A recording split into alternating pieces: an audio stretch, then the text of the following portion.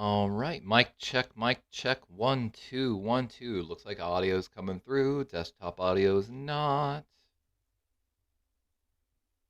Hey, we got NFL predictions already coming into the chat. Y'all think Baltimore gonna win this time? Yes. You know, it's going to be a hard game, though. Nick Chubb being out is going to be a bonus to us with, of course, DTR getting a start today instead of Deshaun Watson. But don't sleep on DTR at all. You know what I'm saying? DTR, we covered a little bit in our pre-draft specials, guys. Um, you can't sleep on him. He is a great short passer and keeping an offense in rhythm.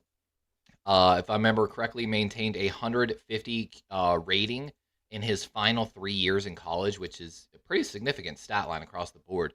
So you can't really sleep on DTR, but, it'd be like that. What up, dog lover? Welcome back into the chat.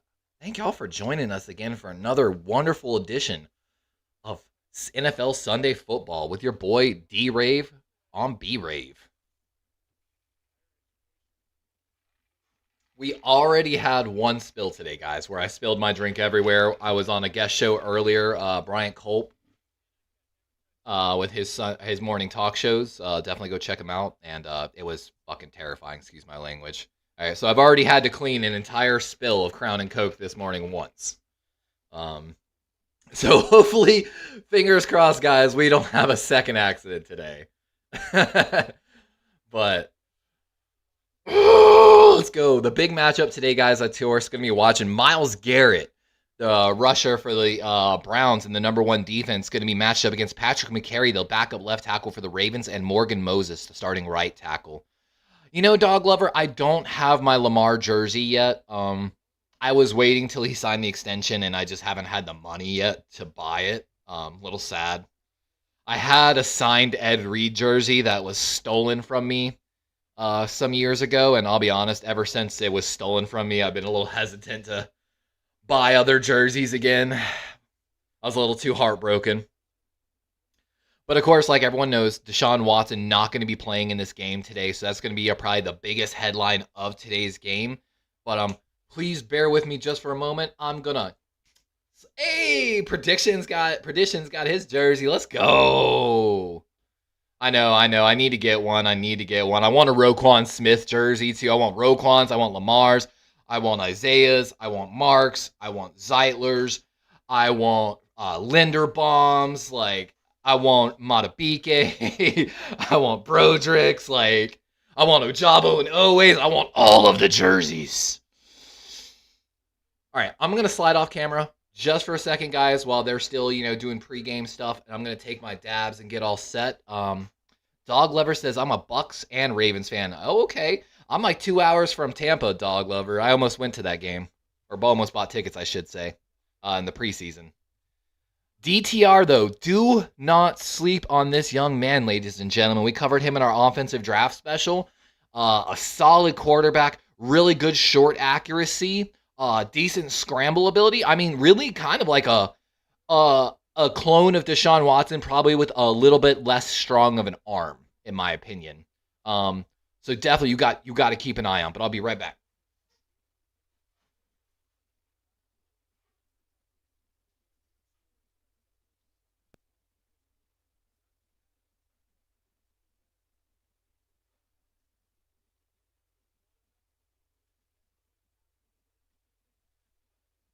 So as you can hear right now, they're talking about real quick. I want to talk about this. So real quick, what they're talking about is the Browns defense is playing a lot of man coverage this year. They are sending people and putting pressure on. And even when they only send four, Myles Garrett's able to create some pressure. So look to see a lot of man coverage.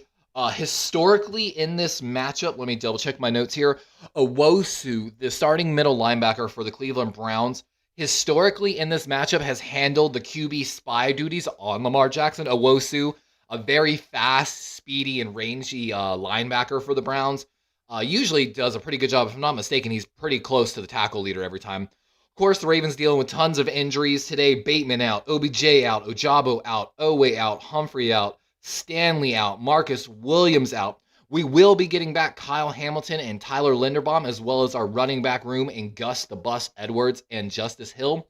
So Raven fans can take a little bit of a sigh of relief with that, but I know all Raven fans, especially me, are going to be a lot more comfortable when we get all of these guys back healthy. But keep an eye out. Myles Garrett had 3.5 sacks last week against the Tennessee Titans. We cannot let him do that today. Yep, OBJ is out, and Kyler sucks with passing. I don't know who you're talking about with Kyler.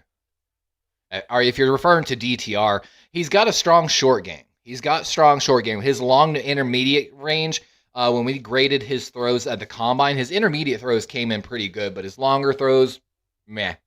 So definitely doesn't have that strength to push it down the field, but I expect to see a strong dose of the running game from Ford, as well as a really quick West Coast passing style against the Ravens. Kyle Murray, tank for Caleb Williams. Kyle Murray just doesn't watch tape.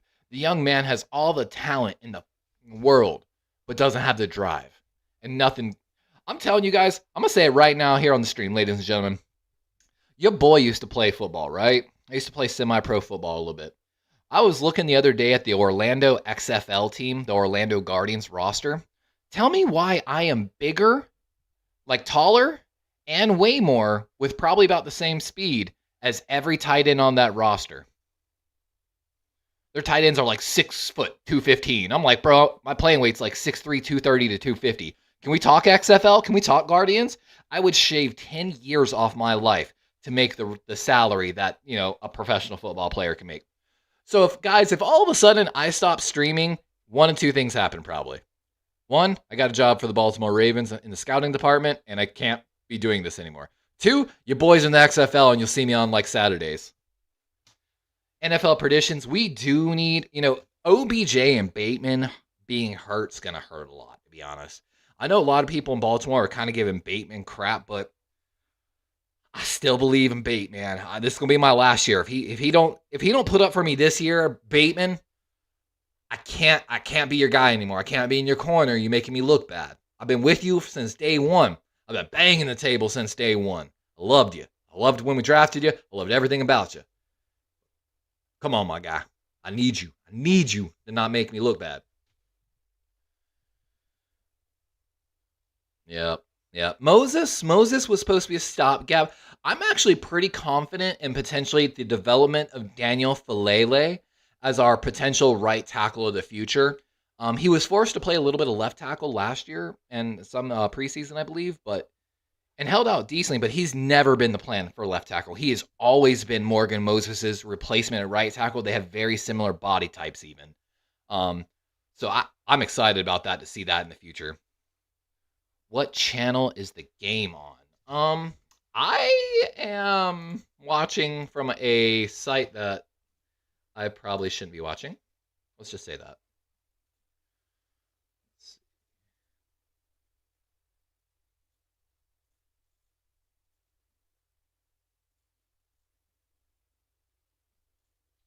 Trying to get that game cast ready for y'all too when it comes on. So those that are new to the channel today, we will be also having the game cast on today for the games. I originally took the game cast off because I was a little worried about DMCA issues. However, I see other streamers doing it, and I'm just trying to do anything I can to the channel to add more value and enjoyment and make it better and easier to watch. So I hope everyone enjoys it. And we're almost getting ready here. They're doing like the NFL. Woo! We're at Cleveland Brown Stadium today here in that's Cleveland, Ohio. I almost said Berea. That's where the Pro Football Hall of Fame is.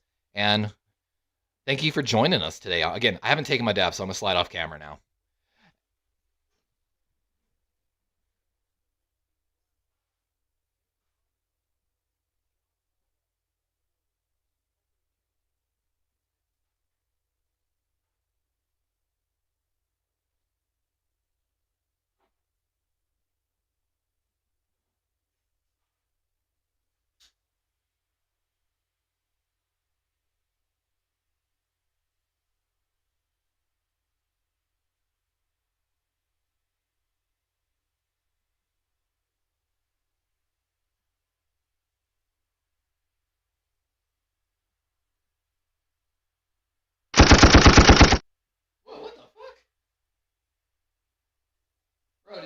hear that?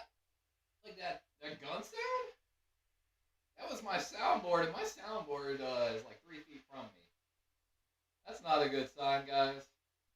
I spilled drinks on my soundboard earlier.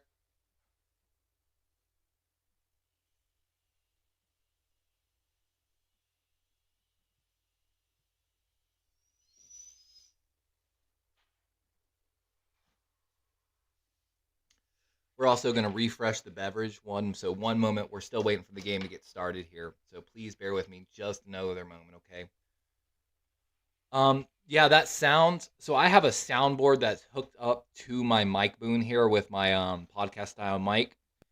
Your boy spilled again this morning when I was guesting on someone else's podcast show. I spilled my drink all over everything again, including my soundboard. So I think my soundboard literally just like randomly spazzed and made a sound. So apologize for that if it was loud. I'll be right back.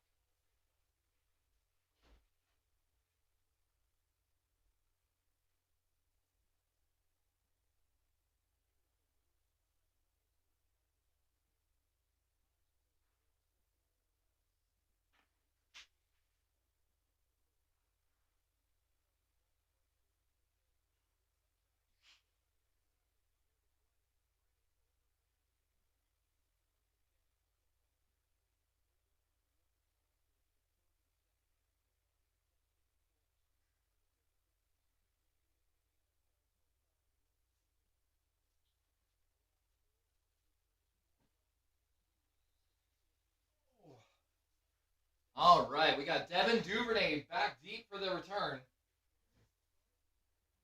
Oh my god, I just smashed the shit out of my toe. Excuse my language, that hurts so bad. We're getting our dab ready here.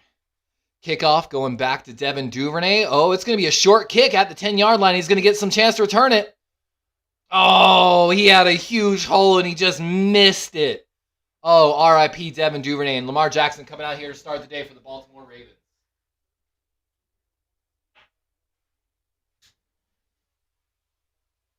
We're trying to get this. So Lamar Jackson, 73.3% completion percent rating this semester. First and 10 here for Lamar Jackson, the Baltimore Ravens offense. Gus Edwards in this shotgun formation with Lamar. Yeah, Chimera, huge game today. That's a handoff up the middle. Gus Edwards is going to be a gain of about 5 to 6 yards on the play. Solid first run to start the game today. Sorry, I'm getting my dab ready here as I watch and call it.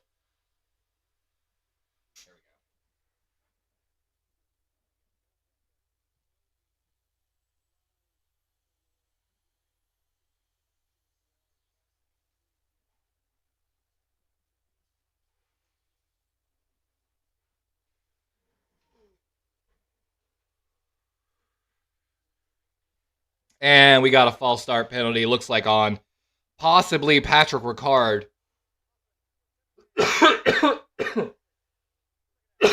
Excuse me. Apologies. Actually, it was on Morgan Moses, the right tackle. So something they talked about a little bit in game planning today, guys, we're probably going to see a lot of, is Patrick Ricard lining up on the line of scrimmage wherever Myles Garrett is to help whatever tackle is over there. So I expect to see that a good bit today at formation-wise. Of course, Lamar Jackson, 73% completion percentage, 608 yards, 2 touchdowns, and 1 interception, a 95.5% rating. And that's going to be a quick little handoff left. That's going to be Edwards. Maybe a gain of 3, it looks like. Oh, let's get that game cast up.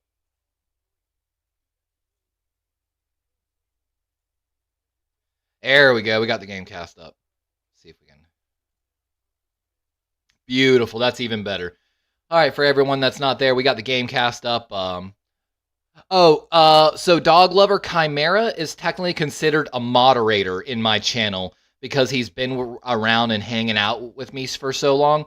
So he's got that, I think, the blue and the wrench next to his name because he's my moderator. I'm not 100% sure on that, but that's my guess. Chimera, I don't even know in real life. He's just been around and hanging in my channel for so long and showing me that he's a good person with good character that, you know. All right, so I'm sorry. Let's get back to the game here. So here we are, Lamar Jackson rolling right. And as you can see, they've got that quarterback spy on him, but Lamar Jackson able to sneak around it. Unable to get the first down, though. 4th and 4, and we've got Jordan Stout out here for a punt. Sadly, Baltimore unable to take advantage of that first possession.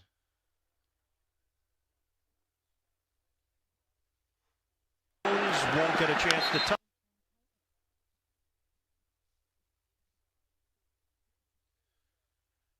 A 44-yard kick, I believe, by Jordan Stout. And we're going to see Dorian Thompson-Robinson, the rookie out of UCLA, 5th-round pick by the Browns today, getting his first official start with Watson missing the game due to a throwing shoulder injury. We covered Dorian we're going to refer to him from here on out as DTR, by the way. So DTR, we covered a little bit in our pre-draft special.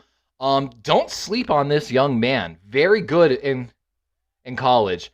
Handoff, that's going to be Ford going left, and he's got a lane, and oh my God, he is carrying Geno Stone and another Raven, and that's going to be a gain of what looks like almost 20 yards plus, but we've got a flag on the play. We're waiting to see what that is. Yes, let's go. Holding on the Browns. Bring it on back. That's going to be Amari Cooper with the hold call for the Browns, number 2. Chimera says the Bills are putting on a solid run game so far. Dog Lover says, bye, I'm going to watch a different game. No problem, Dog Lover. Thank you for dropping in, even for the short time. Chimera says, the best I've ever seen. Ooh. Don't jinx yourself, Chimera. 1st and 10 here. DTR, 12:25 on the clock. Ball on the 25 of the Browns. Short pass left. He's got a man. That's going to be number 11, Thompson-Robinson. Or, I'm sorry, People-Jones for the Browns. And 7-yard pickup on the play, bringing up a 2nd and 3rd here. Of course, the Ravens dealing with a lot of injuries today, guys. While the Browns relatively healthy, except for Deshaun Watson being out. But little facts here. DTR, 68.6% completion rating in college, 3,169 yards, 157.4 rating, 3 seasons of 150 rating plus. So pretty solid in his college career.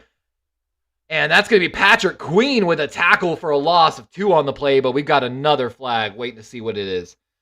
DTR, though, in our review of before he got drafted, really good in the short passing game, pretty good scramble ability, great leadership and understanding of the offense. Might not have that true elite level arm, but I think no matter what, he's got a solid future as a long-term backup in the league with potential starter ability. Illegal shift on the Browns. That is declined. Baltimore is going to take that tackle for a loss. Hey, Chad Mears, welcome back to the chat. Go Ravens. And NFL predictions, if you're heading out, thanks for dropping in. Touchdown for the Bills. Gabe Davis. He's him, says Chimera. Congratulations to the Bills in that game. 3rd and 5 here. Big 3rd down coming up here for the Baltimore Ravens. Ronald Darby and Brandon Stevens getting the start at the corners on the outside positions here today with the injuries for the Baltimore Ravens. Shotgun set. DTR drops back. Got a man over the middle. That's going to be a 1st down, and that's going to be, I believe, Geno Stone on the tackle and Njoku on the catch. And Brown fans are starting to kind of come alive a little bit here in Cleveland Browns Stadium. How weird is it that it's called Cleveland Browns Stadium, by the way, guys? Oh, Michael Pierce had a hand up for that short pass. Missed the ball, guys, by inches on the play. 1st and 10, ball on the 45-yard line here for the Cleveland Browns. 10:38 and ticking here on the clock. DTR keeping the Browns in a pretty good rhythm right now. Strong formation right, play action. DTR got a little dump pass right. That's going to be, I believe, the backup tight end. Only going to be a gain of about 2 on the play. Roquan Smith and Kyle Hamilton coming together to make the tackle on the play. Pretty good hit by Kyle Hamilton, by the way. 2nd and 8 coming up for the Cleveland Browns. For those that are joining us today, we had a spill a few weeks ago, and we spilled our drink on everything, our PC, our soundboard. It was terrifying. We had a second incident this morning. as soon as I joined a morning podcast for Brian Culp and the 49ers talk. 2nd and 8. DTR dropping back. Got a man over the middle. Oh my gosh. Almost intercepted on the play. Roquan Smith had his hands on it, but drops the interception. Oh, read perfectly. Roquan watching that pass over the middle. DTR never sees him coming from the opposite side and gets a hand on the ball. Oh, and we talked about it a little bit here. The only way that the Ravens could really pull away from this if DTR makes some rookie mistakes, and almost made one there. 3rd and 8 coming up on the play.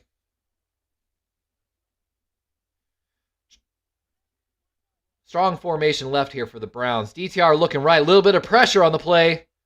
Still getting chased. That's Broderick Washington. And, pass right side, and that's going to be incomplete. I believe that's going to be Kayvon Seymour on the coverage. No, I believe Daryl Worley, my apologies, on the coverage. And punt team coming out here for the Browns. Honest, good escape by DTR. Good comeback route by the Browns wide receiver. Pretty good coverage by Daryl Worley on the play, but I believe it bounced off his hands, the Browns wide receiver. And we've got the punter out here now.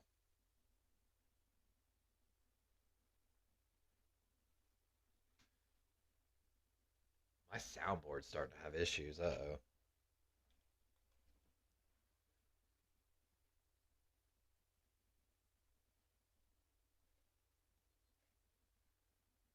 That's not a good sign, guys. I'm having, sound issues now. Because my soundboard got wet, so I might have ruined my soundboard today. It says it's still coming through, so if my sound starts sounding weird, please tell me in chat or say something if you can. But it's something I'll keep an eye on. I just noticed we had a sound effect go off earlier, and I just noticed there was a second sound effect called elimination on there, and it was cutting some of my audio out. I stopped hearing what the ref was saying, I think. But with that, guys, we're on commercial break, so let's dive into this matchup a little bit. Of course, let's start on the Baltimore side of the ball. The storylines for the Baltimore Ravens, of course, just like last week, we have the injuries continuing for the Baltimore Ravens. Rashad Bateman out for this game. Odell Beckham Jr. out. David Ojabo out. Odafe Owe out. Marlon Humphrey out. Stanley out. Marcus Williams out. We did get Linderbaum, Hamilton, Edwards, and Hill back. But, this is also Clowney's big return to Cleveland. He says it's not anything, but, it always means a little something extra to get that sack at the team that didn't get it done and, let you go. Thank you, Elizabeth Conan, for letting me know I sound all right. Of course, we talked a little bit. A big matchup to watch today is going to be the linebacker Owasu, essentially against Lamar Jackson. Owasu, historically in this matchup, has handled the spy duties on Lamar Jackson. Also, another thing I want to point out, Clowney is going to be playing, of course, I believe the right tackle for the Browns, I can't pull my depth chart up now, is Dawan Jones. So for those that don't know, we covered there. Put on the Dawan Jones we covered in our NFL pre-draft special. There it goes. God.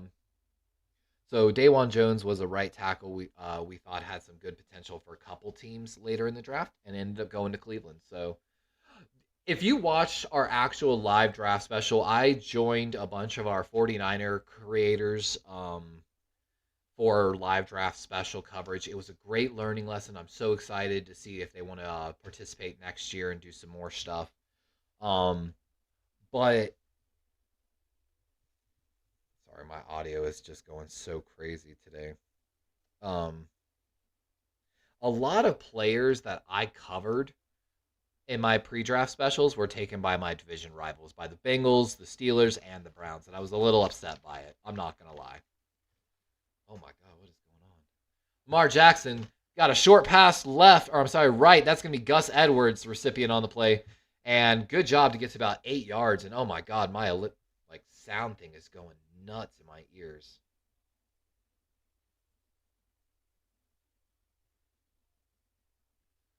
think it's just lag.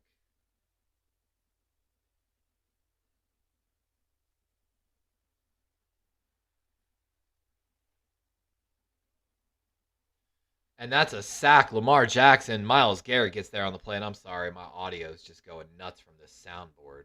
And I don't know how to fix it. It's because I spilled stuff on it earlier and it's feeling the effects probably.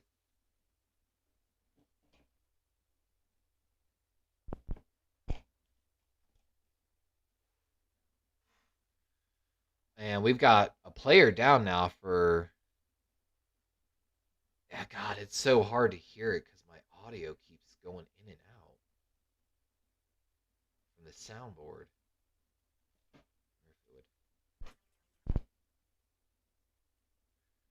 I think it works better that way. Okay, I can hear better, but I've got more of an echo on myself. Okay, guys, sorry, gotta fix. Hey, No Border Sports, welcome into the chat. And we're on an injury timeout now here in this Cleveland game.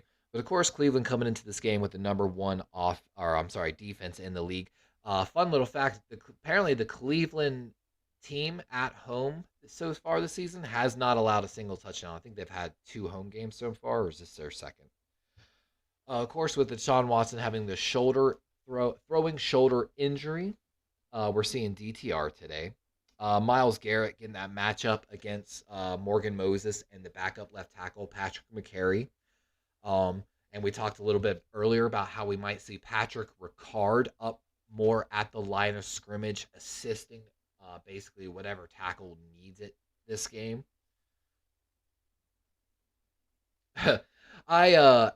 This morning, No Border, whenever I had just joined Bryant's show this morning, I spilled my drink everywhere again. And it got all over my soundboard, as my soundboard's kind of going nuts right now. But it looks like we kind of got something figured out that's working moderately for a solution. But I can see on my soundboard right now, there's a sound effect called elimination, which I think eliminates certain sounds coming into my audio headphones. And it's just on, off, on, off, on, off. So I might have to either figure out a new soundboard or something else. Yeah, we'll figure it out. I ain't too worried about it. I got a lot of stuff going on in life. We'll have a drink instead. It's life. Life happens, you know. Of course, I've also been wondering when we're going to level off. You know, we've been having such good streams lately. I'm like, there's no way to actually replicate how good I've legitimately, guys, we've had double viewerships 3 weeks in a row. We have doubled the average amount of viewers per stream 3 weeks in a row. I mean, we've had great growth. It's just, you know, every growth's got to have a curve somewhere, right? Oh! And on the 3rd and 8, it's either going to be a false start or neutral zone. And the Browns player signaling it's him. So we expect this to be against the Browns. Going to give us a 3rd and 3 here. Oh! They ruled it against Patrick McCary. Even though the Browns player was like, yo, my bad. The Ravens offensive line is furious right now. The ref is flagging down the other ref who the Ravens were protesting the call to. Harbaugh is upset. Oh my God, the Browns literally just got away with thievery right there. It was 100% on them. They said it was them, and then they called it on the Ravens. 3rd and 13 now after the missed call by the refs on the play. We might see one of those infamous whoopsie calls by the refs throw one just for the Ravens. Let's see. 3rd and 13. Blitz coming here. Lamar got a little bit of time. That's going to be Mark Andrews, and definitely going to be short of the line to gain. 4th down coming up here, and we expect Jordan Stout to come out. 8 minutes ticking on the clock here for the Baltimore Ravens in a 0-0 game. Chad Mears says, Baltimore should name our stadium Edgar Allan Poe Stadium. You know, I wouldn't mind it. I kind of like it, you know. They might want to stay away from the gloominess of Edgar Allan. Maybe that's what it is. Jordan Stout out here for the punt. That's going to be, looks like a pretty good punt. Caught at the 33-yard line. Gets a good return. And good tackle there. That's going to be Malik Harrison on the tackle and Isaiah Likely, CCU alum, the Chanticleer. And we're going to see DTR coming back out here for the Cleveland Browns in his second drive in his first start. Chimera says touchdown, Devon Acne, 7-7. Brian Culp says smash that like button, everyone. Yeah, again, and if you don't know, if you weren't there for my pre-draft special, Devon Acne, I covered in my pre-draft special. We've got our follow-up of all of our pre-draft special guys coming up soon. Other than quarterback, I'm looking kind of good right now, to be honest with you. But first and 10 here for DTR. Strong formation here for the Browns. Run looks like it's going right. It is. Solid run blocking. Ford got a pretty decent hole. That's going to be gain about 6 or 7 on the play. 7:23 and ticking here for the Cleveland Browns. Quick update. Trevor Lawrence, of course, balled out a little bit earlier today, but Christian Kirk, 8 catches, 84 yards. Calvin Ridley, 2 catches for 34 yards, 2 touchdowns. So finally get some fantasy football points. Jacksonville won that game earlier today, 23-7. Second and 3. DTR going deep. And oh, there is nobody there. Deeply underthrown. Looks like he might have got hit on the play as well. And that should have been an easy interception again for the Baltimore Ravens. And oh no, that is a bad sight to see for the Baltimore Ravens. Darryl Worley, the cornerback, coming off the field for the Baltimore Ravens in a lot of pain in his arm to chest area. And the Ravens already thin at corner. I think that could have been possibly a late hit on Darryl Worley. I possibly think I saw illegal hands to the face on Jadeveon Clowney on the offensive lineman for the Browns as well. A lot of missed calls there, in my opinion, but 3rd and 3 here for DTR. Trips left formation. DTR's looking there, throwing there, and oh my God, there it is. Finally, the interception that everyone's been waiting for. He's able to get up. He's starting the return. He's got a little bit of space. He's going. He's down at the 10-yard line. Finally, the interception we've all been waiting for. DTR throws it into double coverage, bounced up into the air, tip drill. And I believe that's going to be Brandon Stevens on the interception. That's Arthur Mullet on the deflection. Brandon Stevens on the interception. Able to get up and start a return. Arthur Mullet, the undrafted rookie free agent in training camp. A lot of people had high expectations for him. Had a little bit of injuries and missed some time at the beginning of the season. With the injury of Darryl Worley, definitely going to see a lot more playing time today. And, I mean, that's 3 chances for the Baltimore Ravens. If you can't get 1 out of 3, we gotta have some serious talks. You know what I'm saying? And with that, Lamar Jackson's going to come out here with 6:42 on the clock. DTR is going to have to go look at the iPad on the sideline and figure out what's going on. You know, we love DTR, but he is definitely looking like the speed of the Baltimore Ravens defense is getting to him right now.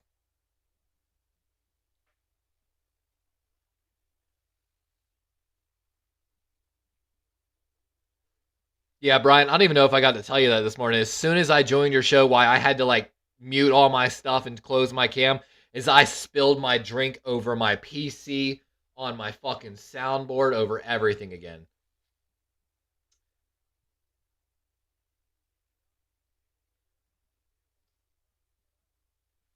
They might call the return back. We're waiting to see if there's a challenge. Brandon Stevens was down and then tried to get back up. Oh, I think he was down, actually. It looked like Amari Cooper might have got a hand on it. But they're letting it play, though. Snap gets off, and Lamar Jackson's going to keep it. He's got it! And Lamar Jackson with the quarterback keep left. Touchdown, Ravens.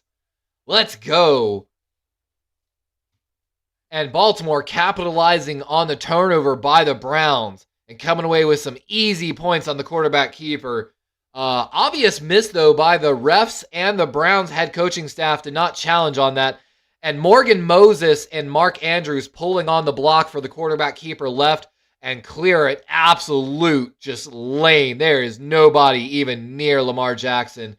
Great job by Linderbaum, and I believe that was Simpson on the play to seal the block. I know, Chimera. I got to figure out a better What it is, I love the desk that I have. Me and my girlfriend have matching PC desks in our room for looks. However, I will admit the PC area is a little small, like for everything I have always going up here because I have two monitors, my soundboard, my mic boom. I have whiteboards. I have my cell phone with a wireless like charger. I've got, of course, all my pens. Of course, I've always got notes, sticky notes everywhere. My keyboard and mouse. It kind of gets a little crowded up here. So Brian Culp said Chimera keeping it 100 on that. Uh, or guys, hear me out. Hear me out here. Counter argument. Counter argument. Or I could just be more cautious and aware of my surroundings and could take a mental note to not be so ADHD and slow down my pace and my emotions and maybe think about it a little more and be responsible for myself. But it probably would be easier just to keep drinks away from the PC. Hashtag low key 100. But Bryant, and no border. If I still got y'all in here, man, is it really crazy of me? I'm already excited about the next draft. I'm already thinking about the draft possibilities. Who's got draft capital? What trades are about to happen at the trade deadline? Who's going to add to the draft capital? What teams are in rebuild mode? What teams are looking to rebuild right now? Oh, I love the draft so much, guys. I love just the whole idea of the how much potential there is. Because can you imagine if you had such a great coaching staff, like back in the day coaching staff, where you were nailing like 3 Pro Bowlers every draft, essentially, and able to keep them somehow?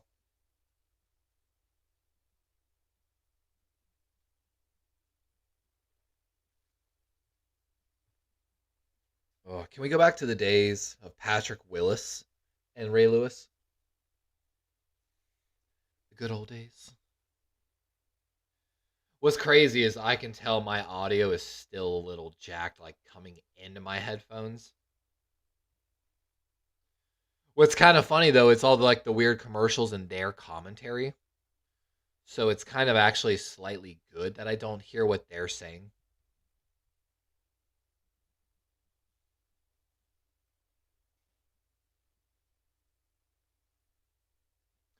All right. Oh yeah. Sorry. Let me update the scores real quick. Of course, after Justin Tucker's PAT, Baltimore is up 7-0, and Tucker's coming out here for the kickoff. I kind of wish though I could hear him.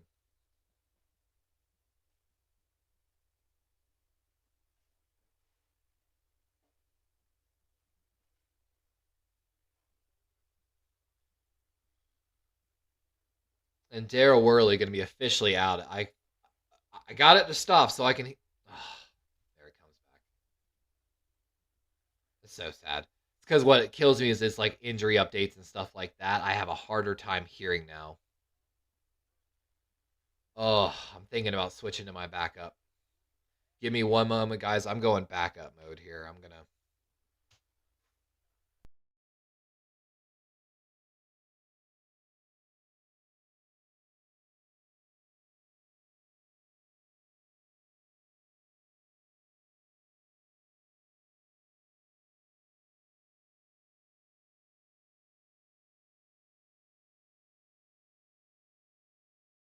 Mic check, mic check.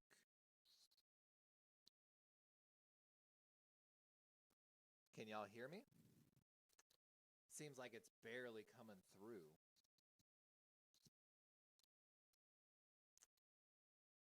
And what's worse is my mic's all the way up.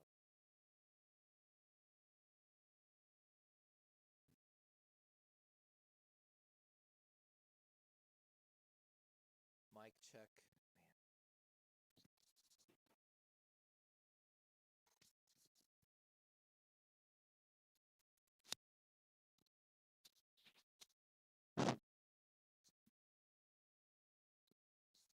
Mic check.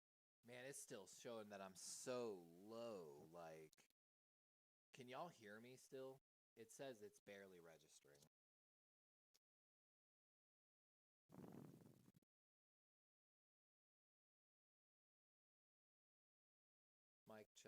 check.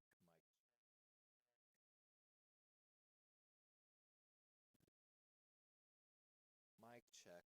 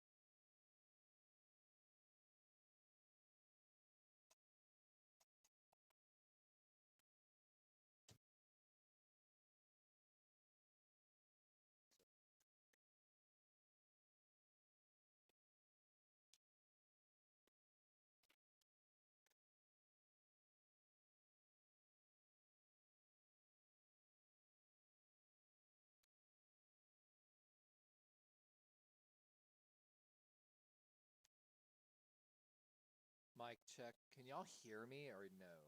I feel like it's no.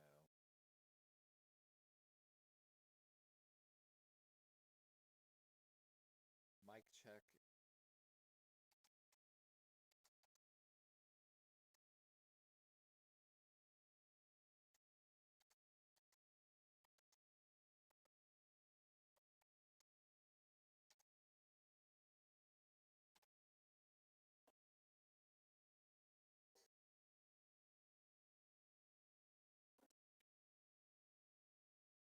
Mic check, mic check.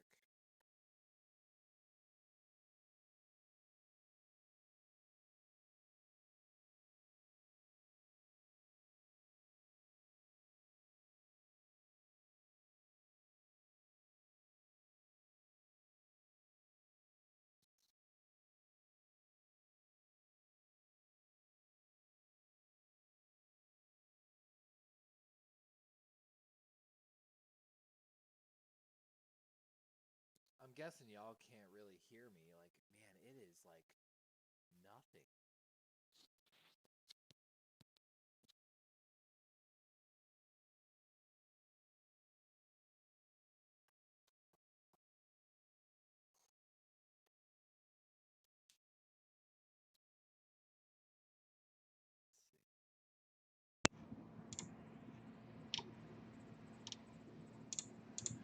Can y'all hear me? It's still like so low.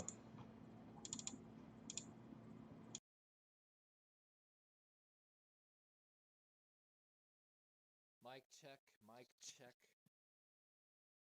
Mic check. It's still just, I'm having like yell in this thing and I'm getting like maybe negative 40 decibels at best. Like I'm having to like put it in my mouth and yell.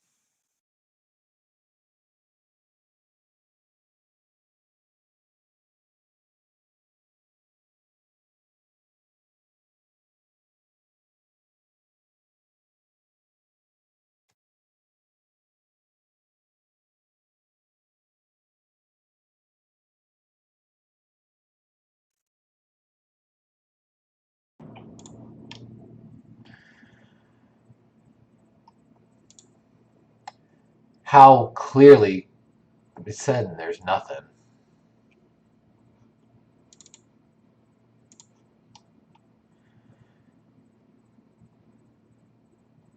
It's picking. See, okay, it's picking up my audio, but it's. What else is it picking up?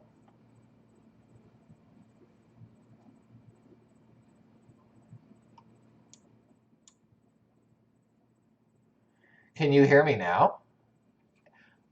Interesting. I'm using my webcam's camera or audio, honestly. And man, does it seem super sensitive, like zero noise cancellation. I mean, I guess it works though. I'm gonna cut that down more. I still see me like peaking super high. And God forbid I yell. Okay, it seems a little better. There we go. Well, I guess this will work.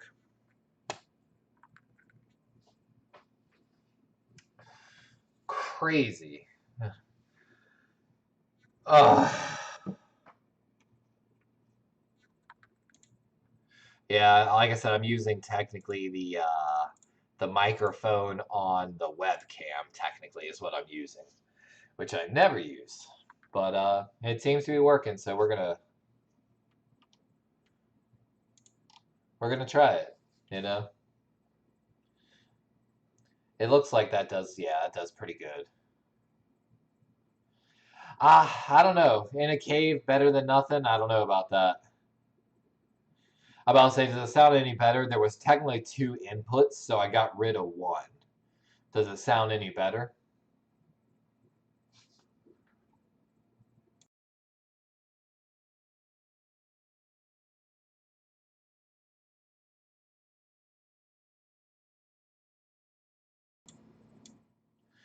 I mean, I guess that works. We'll see.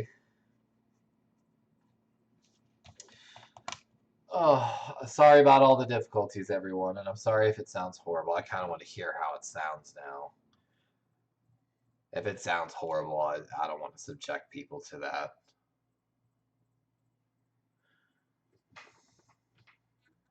Oh, I mean I guess that works. We'll see. Okay,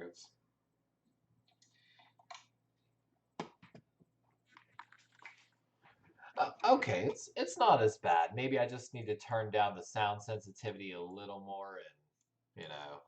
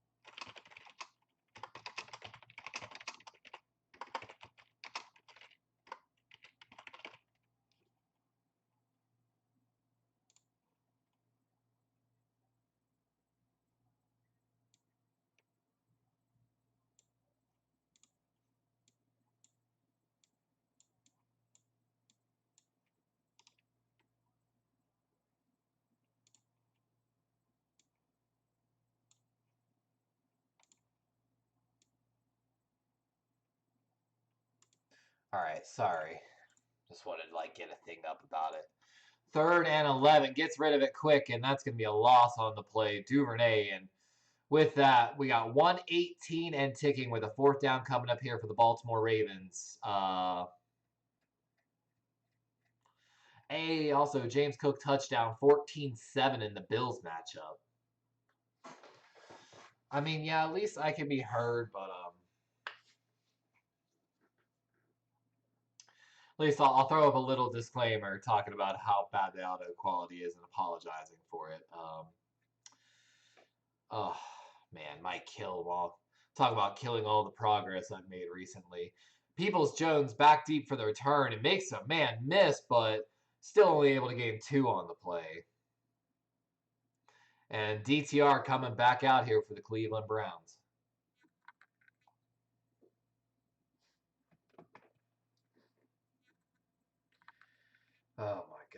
What a fucking day.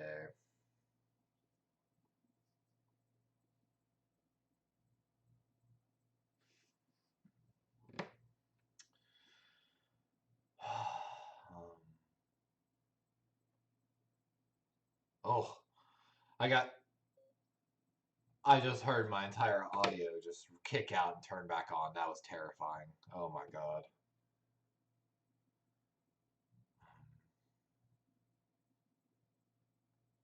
Oh no.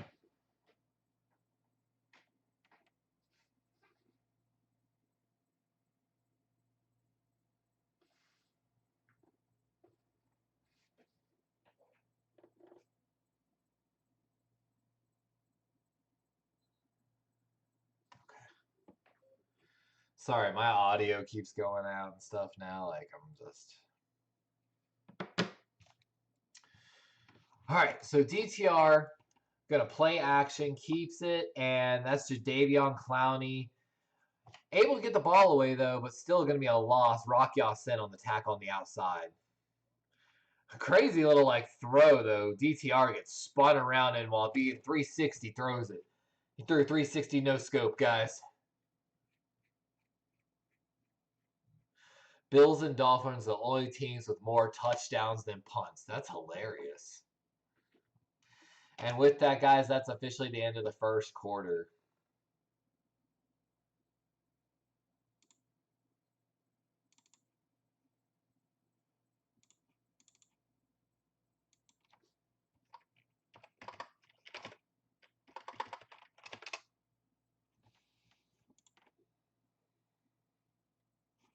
All right, let's go check across the NFL. And, of course, as always, guys, how's your fantasy football team doing?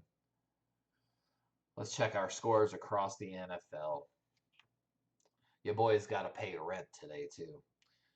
Of course, so Chimera's been talking about a little bit. We've got a 14-7 game. Bills leading the Dolphins with 14-17 on the clock in the second quarter. Panthers up 10-0 right now on the Minnesota Vikings with 9:49 left in that game. Broncos taking on the Bears today. DJ Moore already got one touchdown in that game.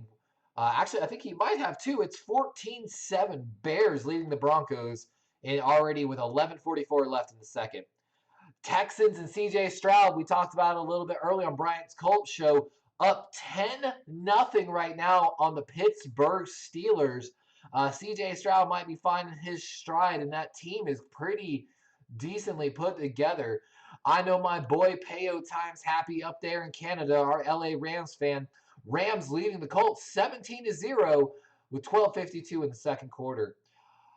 Saints still trying to find some hope in the season with Derek Carr's injury, but they've got a narrow lead over the Buccaneers right now. Saints leading 3-0 just so the second quarter getting underway.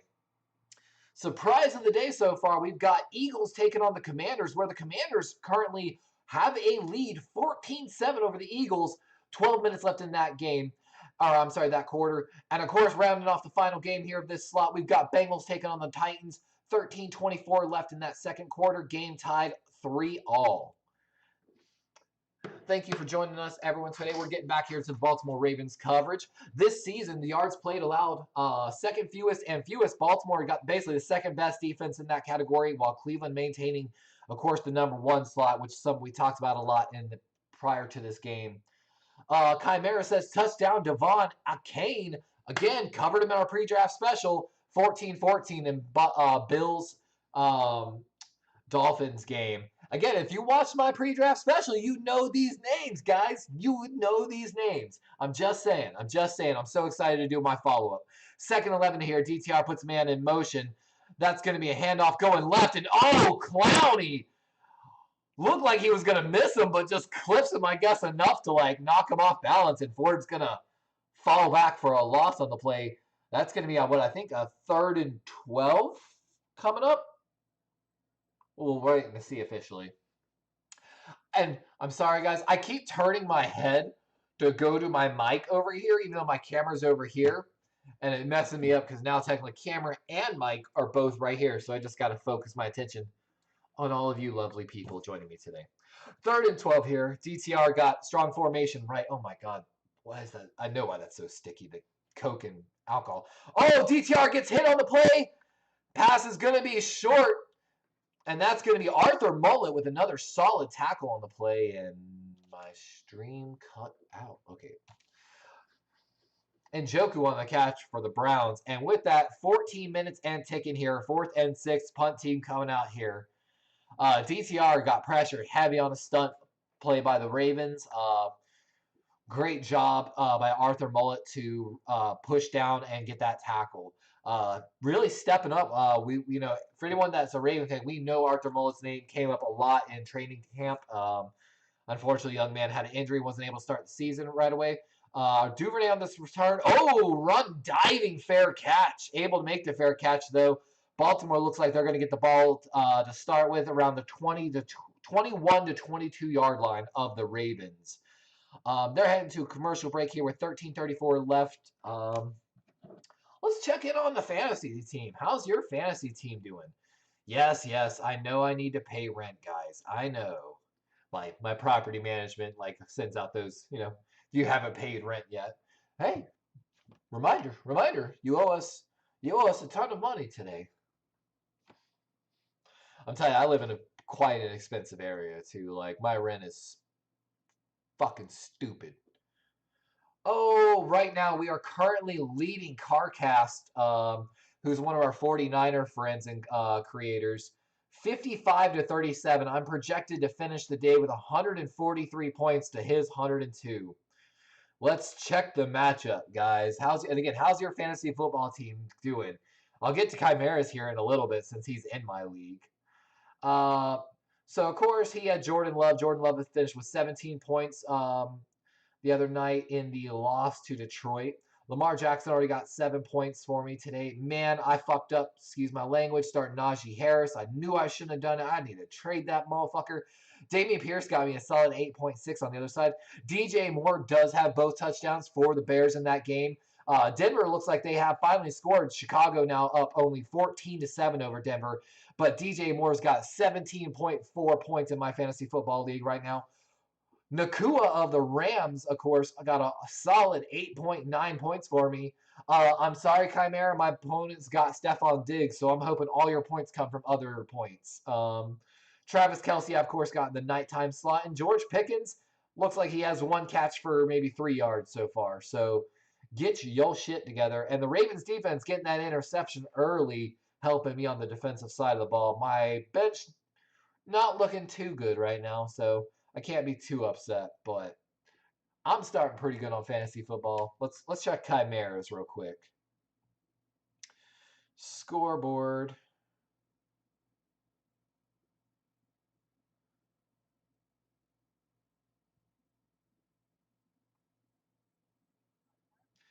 I hope everyone is also having a great weekend so far. Payo. Oh, never mind. Okay, yeah, Payos. Okay. Let me think here. There he is, the Revanite. Who you got this week, Rev? Or Chimera? Okay, so you're taking on as the is that Seahawk Talks or Joe or Cahill? And Baltimore's got to get something going here on offense as they take over here. That's going to be Justice Hill taking the sweep right. He's got some space, kind of stumbling though, just so fast. Able to get the first down. Good run by Justice Hill. He's been sorely missed in this Baltimore Ravens running game, him and Gus Edwards. Chimera says, as I say that, Stephon Diggs gets the catch for 15 yards. Stop it. Why am I a jinx? I just got to call it as I sees it. Desmond Ridder, though, out looking like an absolute flop right now for the Atlanta Falcons. Falcon fans got to be more upset that they didn't pursue Lamar Jackson harder in the offseason. Lamar Jackson looking left, pump fakes, going right. Got a man. That's lead. That's Mark Andrews. It is. And that's going to be another first down for the Ravens. Looks like at the 43-yard line of the Baltimore Ravens. 2 consecutive first downs. As I mentioned, the Baltimore Ravens need to get going. They do. Hopefully they can keep this going, And yes, Lamar Jackson has improved as a thrower. Thank you for noticing. analyst in the booth.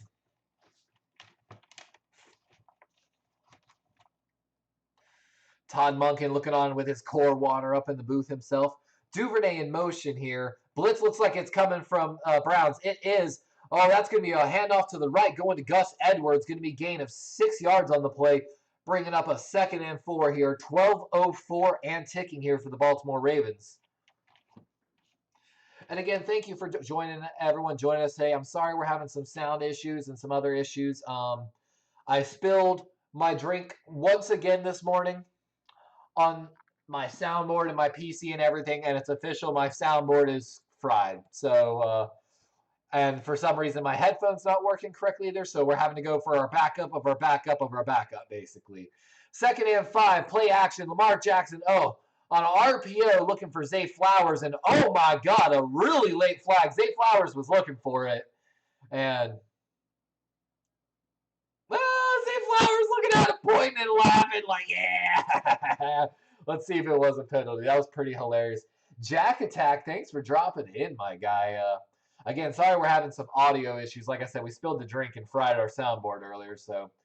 Chimera giving us an update. Josh Allen, 10 of 10 for 105 yards and a touchdown. The Dream Boy looking good over there. Of course, Carolina still leading. Minnesota finally able to put some points on the board, but Carolina has the ball leading 10-7. Hold on, we got 2 fouls on the Baltimore or on the defense on the play. I'm sorry, on the Browns defense. And also, that looked like an offensive lineman for the Browns heading into the locker room. Not a good look, and that's going to be pass interference. Denzel Ward on Zay Flowers, and I mean, holding, yes, pass interference, debatable.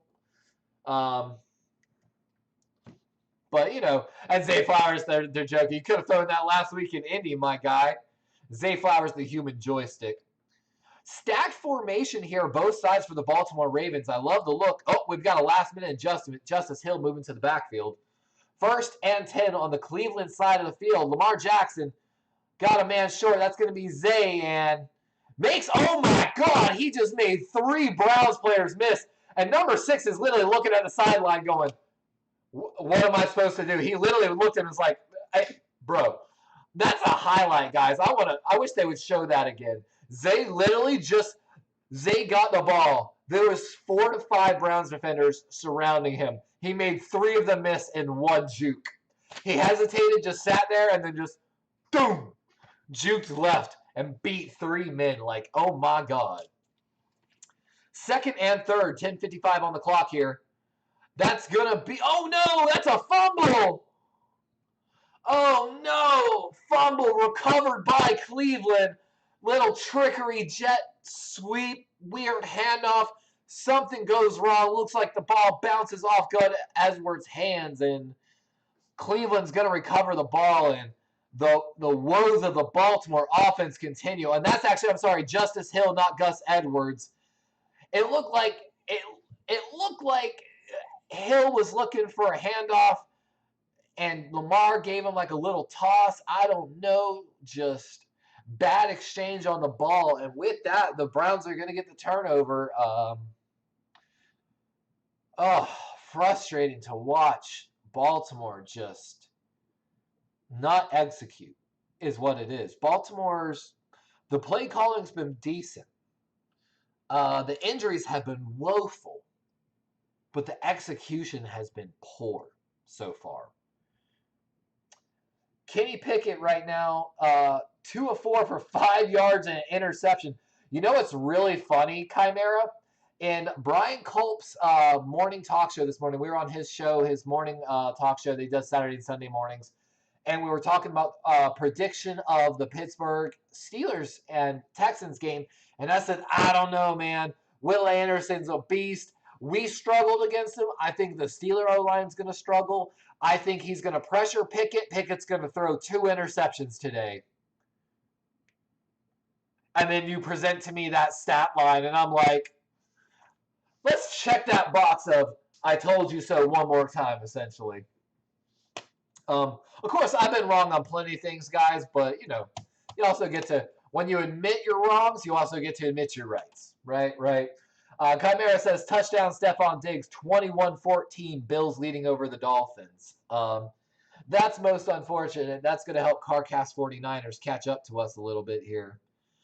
Let's check it back across the NFL, see if we got any more updates on these scores.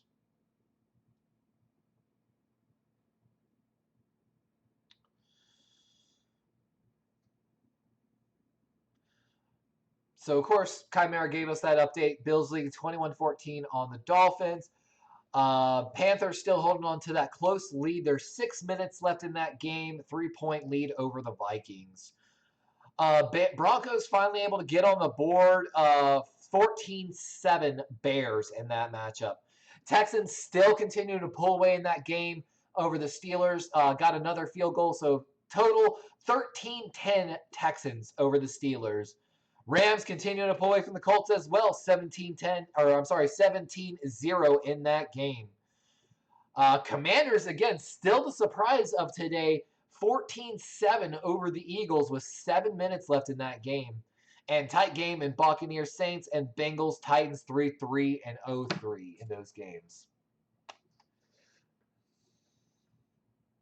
Pistol formation, handoff left. That's going to be a gain about 4 yards. And Chimera, I love it. I really hope the Bills' points don't come from Stephon Diggs today. Levi, 2023.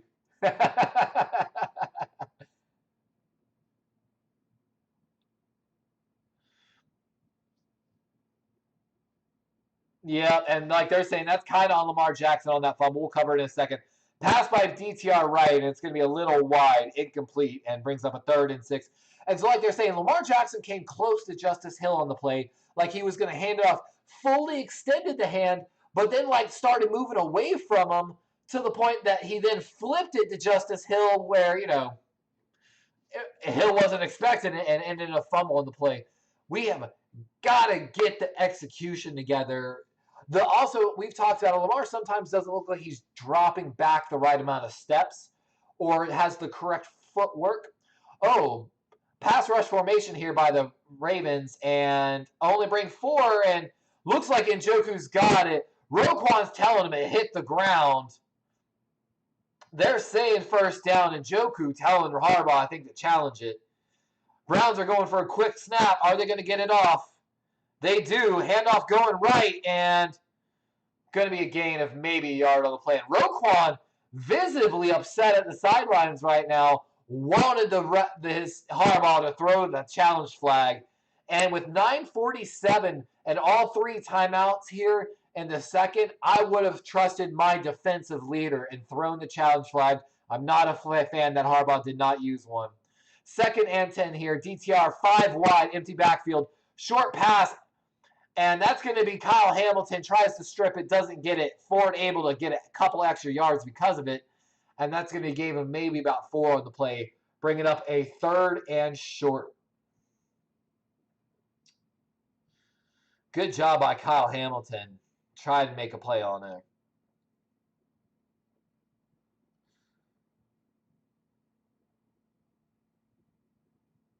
Justin Fields right now, 11 of 11 for 182 yards.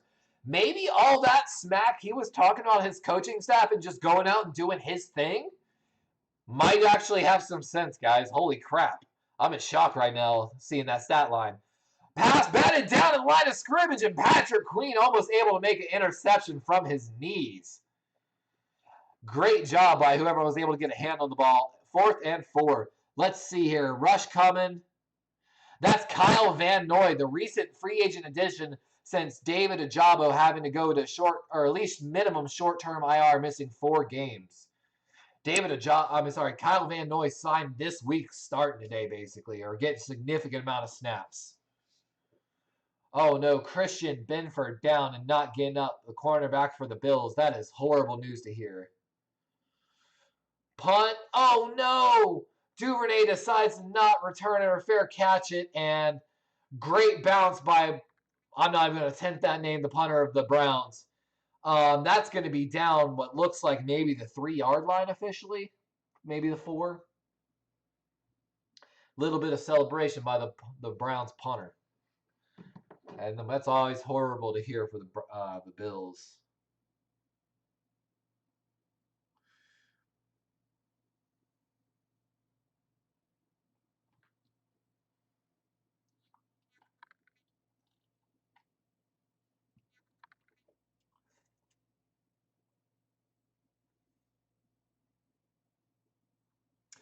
Oh, and just like that, CarCast is back in this matchup this week.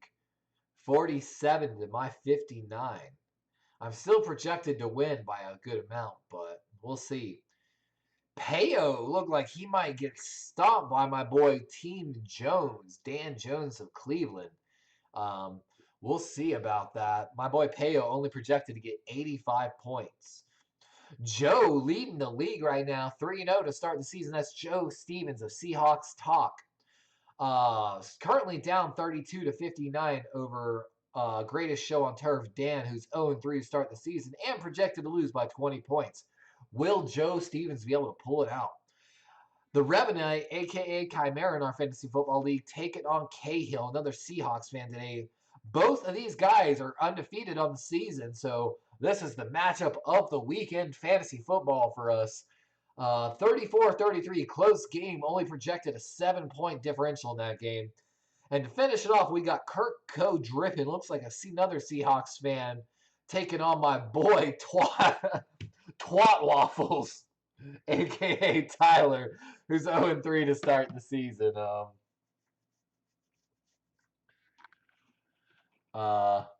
Chimera says Dane Jackson being sent out in his place.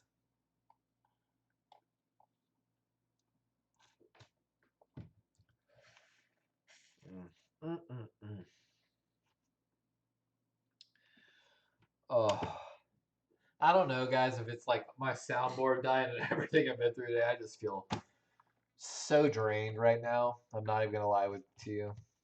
I'm going to slide off camera for just a second and take a dab. Hopefully it doesn't pick up that audio.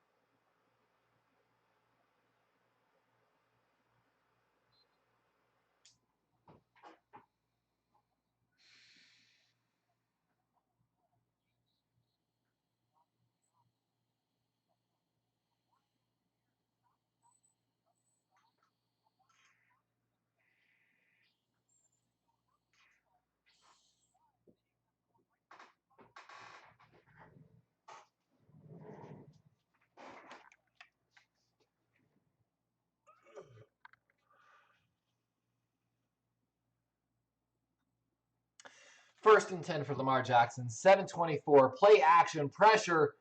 Able to get the ball away across his body. That's Mark Andrews. Breaks a tackle. He's going down the left sideline. Makes another man miss. Strip attempt by the Browns. That's number 0. And not able to get it. Huge gain by Mark Andrews on a broken play. Mark Andrews just coming on across. Stops. Jerks across back on the formation. Now, I want to highlight this for Browns fans. Number 0 was the first man to miss on this tackle, Newsome Jr.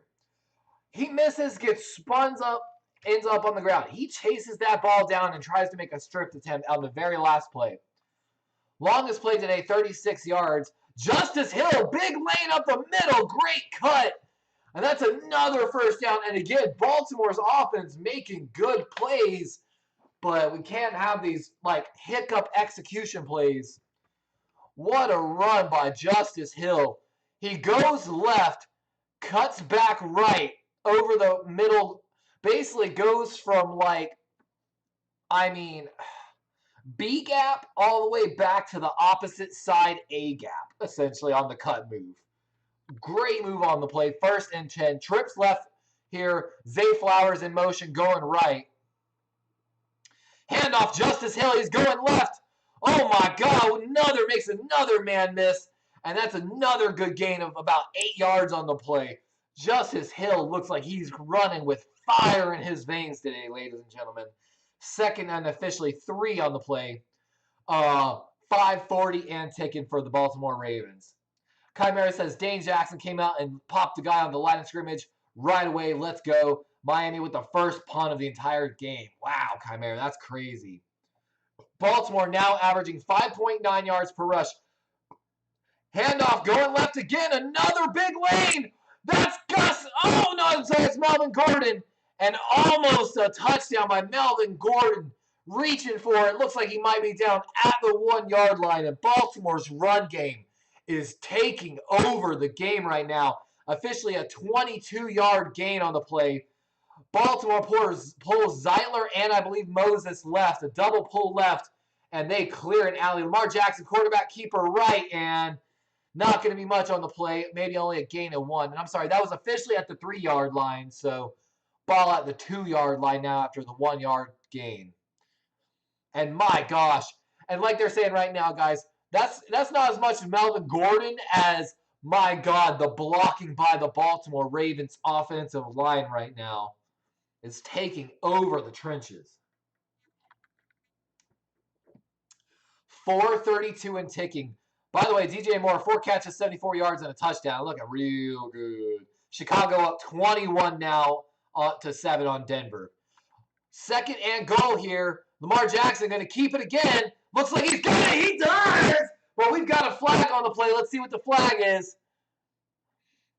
Barring the flag, Lamar Jackson with his second run on the touchdown. Offsides on defense. That's going to be declined. Lamar Jackson with his second touchdown run of today. And they talked about a little bit of the sports writers of Baltimore, Lamar Jackson's efficiency at running in the red zone and his threat that he brings. And I fully expect the Baltimore Ravens offense to capitalize this later on this season. You're going to see these design looks probably later in the season where it's going to look exactly like that, but it's going to be a design pass. Mark my words right now. Justin Tucker out here for the extra point to make it a 14-3 game here in Cleveland. And with that, they do.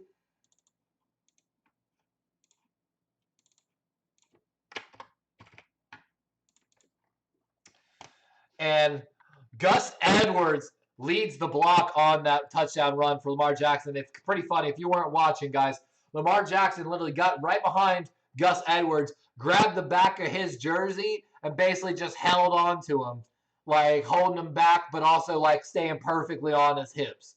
And then, of course, Gus Edwards blocks. Lamar Jackson makes a slight cut inwards, and, you know, we all know the rest, right? For anyone and everyone, thank you for joining me today. I really appreciate y'all joining me. We had some horrible mishaps this morning where we spilled drinks on my PC and soundboard again, and the soundboard is officially fried. So we're having a little bit of issues here. You know. We've got, though, Chimera's given us some updates. We've also got some crazy games going on across the NFL. Absolute shootout right now in the Bills-Dolphins game. I believe still currently 14-21. Looks like the guys that I've covered in my pre-draft specials, other than my quarterbacks, honestly, my quarterbacks room, not doing so hot. I'll be honest. Because you got to call it as, you got to keep it fair and honest. And my quarterback pre-draft special not looking so good. But all right, 7 minutes still left in the Bills-Dolphins game. Bills leading that game 21-14 still. Down to the 2-minute warning in the Viking-Panthers game. Panthers still holding on to that lead 10-7. Might be an and again, if the Vikings go to 0-4, how desperate are the Falcons and the Jets on the trade market for Kirk Cousins? Bears, like we said, continuing the blowout of the Broncos, 21-7, almost at the 2-minute warning of that game. Predicted the Texans-Steelers game today, 13-0, Texans leading the Steelers. Rams continuing their blowout. Peyo's having the time of his life up there in Canada. Rams leading now 20-0 with less than 2 minutes left in that game. Buccaneers finally showing some signs of life. Up finally in that game, 7-3, finally at the 2-minute warning. And the weird game of the week continues because we talked about it this morning on Bryant Colt's show as well. The Commanders Eagles, you can never count out a division rival. Commanders still holding on to the lead 14-7 with 1:45 left on the clock. And Titans, what the heck happened? That was like a 0-3-3-3 game. Titans up now 17-3 on the Bengals with 3:58 left on the clock. Bengals and Steelers are making the AFC North look bad and making me more likely to make my comedy content. For those that don't know, I would love to start doing a comedy skit called the AFC Commissioner of the North, or Commissioner of the AFC North, I'm sorry. Where similar to bench warmer style, but where I just cover the AFC North teams. Like, hey guys, I'm in charge of the AFC North, making sure, we're competitive, best division of football, like, sometimes we are.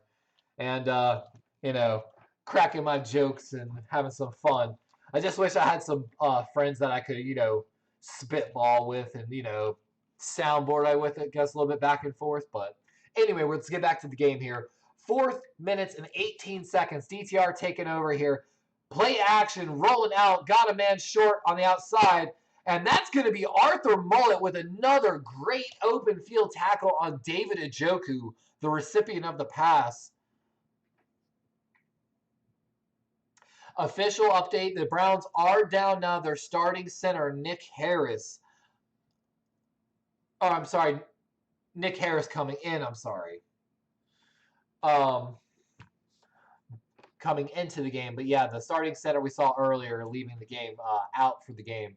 2nd and 4 here. DTR, handoff going left. And met in the backfield by, I believe that's Michael Pierce. No, that's Travis Jones. Yeah, the young University of Connecticut kid who I've been so excited for, Travis Jones, in the backfield early and meets Kareem Hunt for a loss on the play. 3rd and 6 coming up here for the Cleveland Browns with 3:15 and ticking here in the second quarter.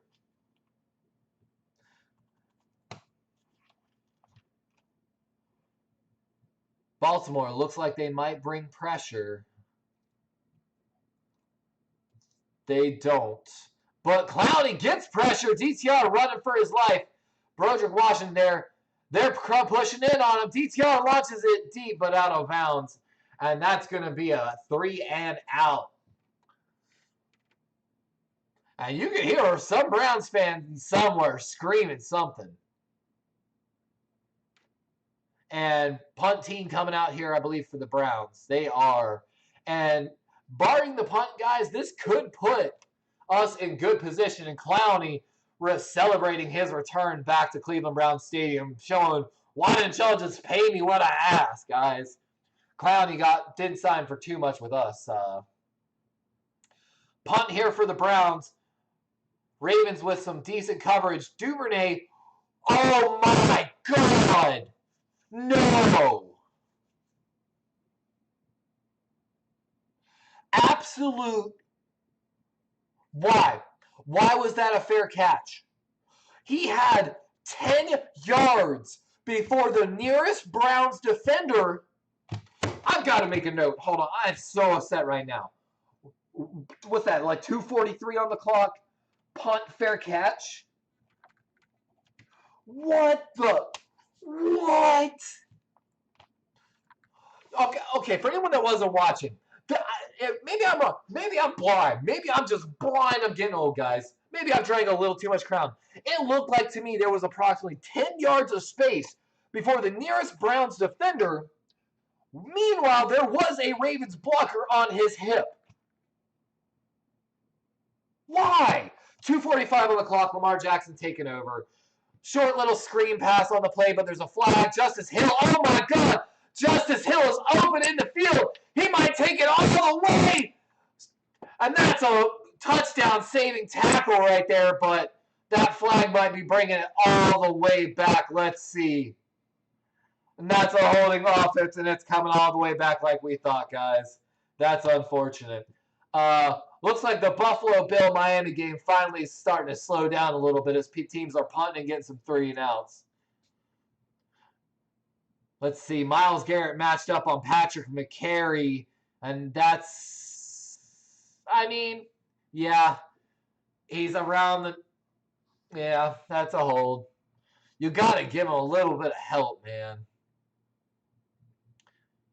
And Ravens are really running back really slow to this line. Like, my God. Like, my God, dude, the time is just ticking. Time is ticking. They have still not broken the huddle. 15 seconds on the play clock. They are still not set. 10 seconds on the play clock. We're motioning. 8 seconds on the play clock. 2:14 total clock. We wasted now 30 seconds on the clock. Handoff going to, I believe, Melvin Gordon. That's going to be our Gus Edwards draw play in. That is a great run play by Gus Edwards. Looks like 2 yards short of the first down, and that's going to be a 2-minute warning.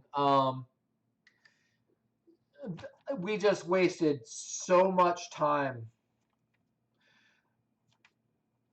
And the problem is this. What happened was, like, Patrick Ricard and some of the other players were running back. So, of course, we had the run long play by Justice Hill on the screen. But we saw an early flag. A lot of people saw that. Justice Hill took off. A lot of players, of course, took off downfield to go help Justice Hill. I'm guessing Patrick Ricard was one of them. The play clock, though, after the penalty was like when we were running back, they started the play clock with the Gamecock. At that point, you can see, dude, Ricard's running like 60 yards back to the line of scrimmage. Scream! You make the adjustment. Make the adjustment.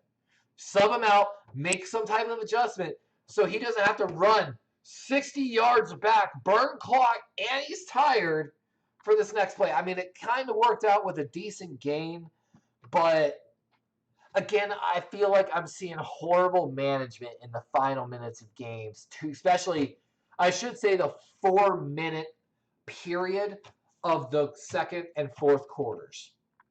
We saw it last week in the Colts. Freddie, if anyone's back here from that Colts game, again, good game, Colts. But we saw a horrible mismanagement of the clock in that game. I can't even, Chimera. I can't even with you, Chimera. Chimera, Stephon Diggs, a 55-yard touchdown, 28-14. I've got to check that fantasy football game because Lamar Jackson had another quarterback keeper. So, like,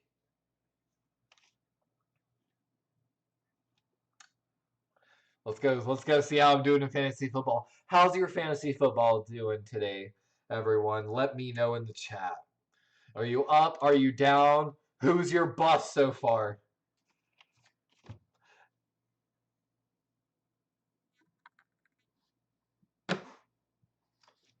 I've got 74 points, I think. Ooh. I've got 74 to his 62. I'm projected 142 points still, and he's projected 120 points. What a game in fantasy football it is this week for me. Of course, for those that don't know, I got my first win last week in fantasy football. At least in my league that I run and I really care about. But all right, guys, let's see. Baltimore coming out for the 2-minute drill, basically. Let's see what happens. Take it over at the 32-yard line of theirs. 2nd and 4. Lamar Jackson, short little design like screenplay to Zay, and we've got a pretty good gain. Looks like gain of 5, but there's a flag on the play, so we're waiting to see where it is. And we talked about this a little bit. I was on someone else's show, I believe the Saturday morning show of Brian Colbert. We talked just like Christian McCaffrey, Stephon Diggs. Neutral zone infraction. Let's go. And they're going to decline that penalty and take the first down, I believe. Thank you for the fantasy football points. Give me one moment. I will be right back. I'm refreshing my stream. I have to...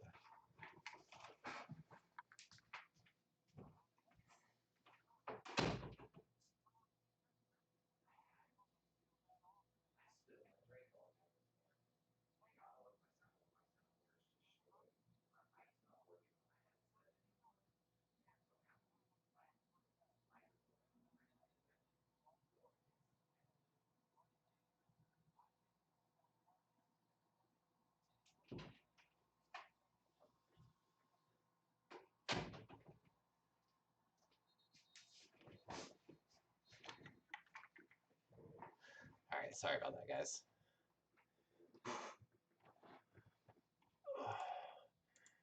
But let's see if Baltimore can actually execute a 2-minute drill. And, of course, we'll have a halftime report coming up here. And, again, anyone for that's joining us, no, we've got a Raven down on the play. Who is that? Oh, that's Morgan Moses, the right tackle of the Baltimore Ravens. Which, you know, what's funny is we've talked a lot about on the shows Daniel Falele, the right tackle, developmental right tackle of the Baltimore Ravens, future right tackle, hopefully, for the Baltimore Ravens, who I have a lot of faith in. Now he's coming in. So, you know.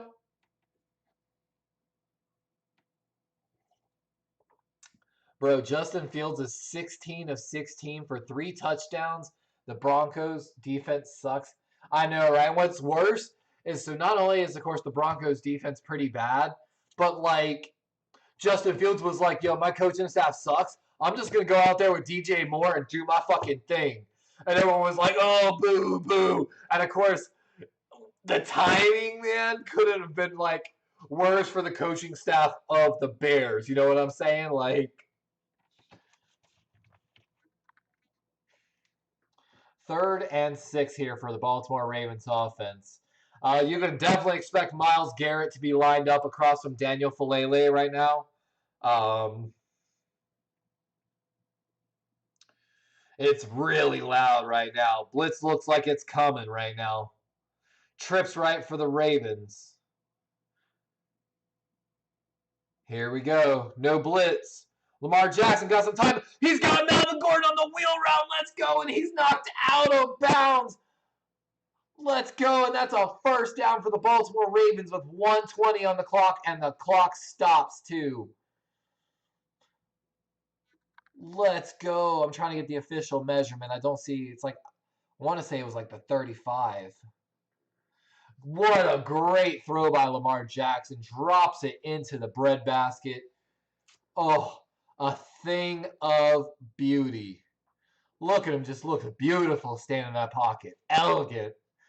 Oh, fanboyed a little bit from my boy Lamar.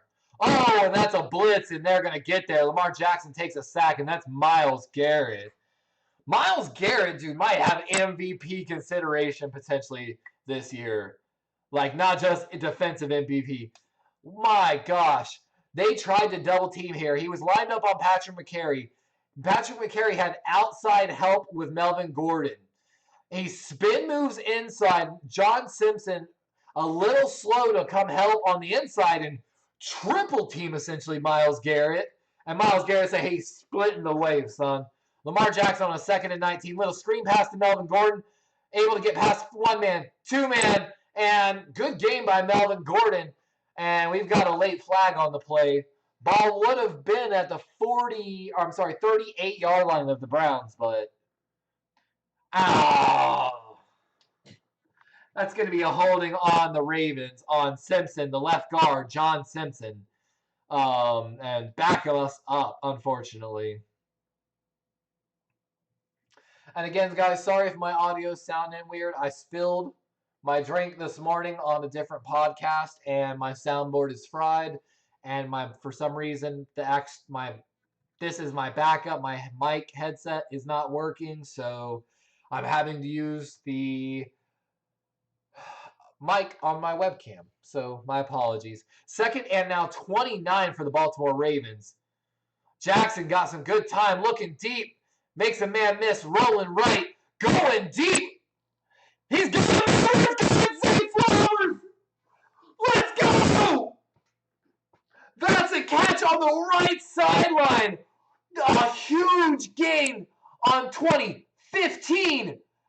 What looks like the 12-yard line of the Browns, putting the Ravens going from 2nd and 29 to a 1st and goal.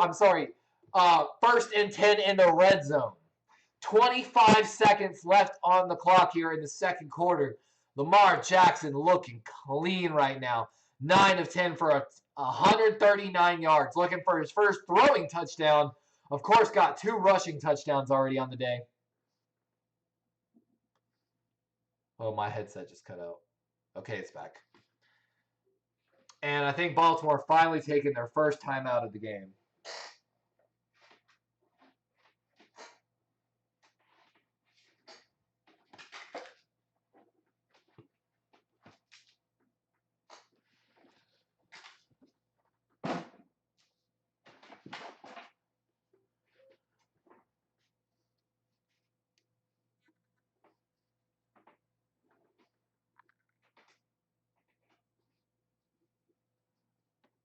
My headset keeps cutting out. Zay Flowers now with 3 catches for 56 yards. And Zay Flowers, oh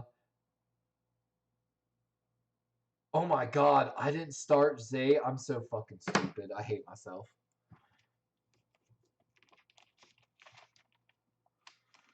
I'm sorry. It's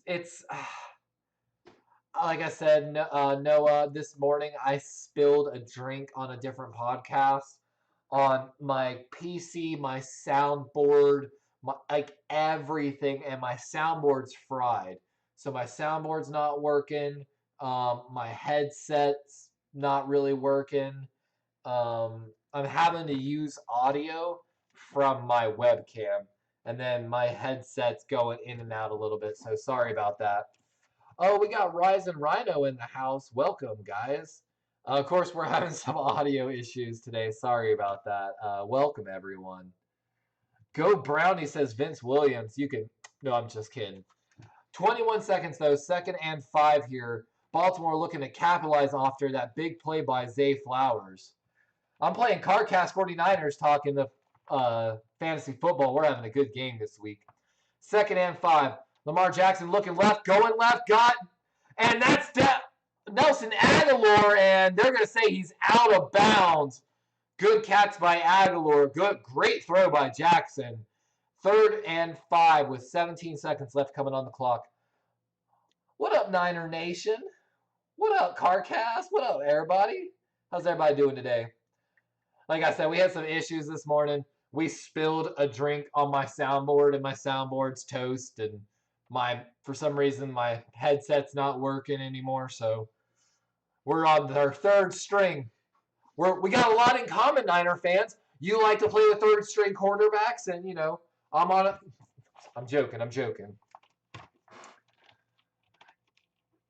And Cleveland's going to take timeout.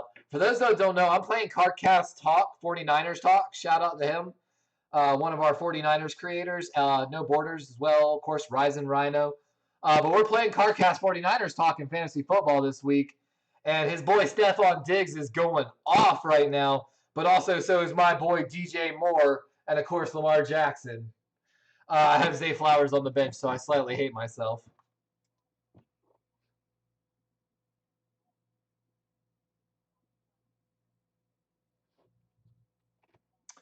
What it is, Noah, so Chimera says Bills are up 31-14 in that Miami game. Settings, find your headset. Noah, I had my input all the way maxed, and I was getting like minimum decibels. 3rd and 5 here. Lamar Jackson looking deep for a jump ball. Mark Andrews has it. And that's a touchdown, Baltimore Ravens. Let's go. Lamar Jackson just drops a beautiful dime to Mark Andrews in the back, and Mark Andrews going over 2 Browns defenders to get that ball. Beautiful.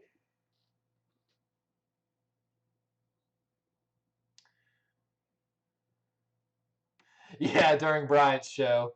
You have Lamar on the bench. He just threw that touchdown too. Oh, Lamar Jackson now with 2 rushing touchdowns and a passing touchdown. Yeah, that's going to put him like 20-something points. Me and CardCast 49ers are having a shootout right now, honestly. I'm still projected to win, which would put me in my 2nd win of the season. But let's update that score.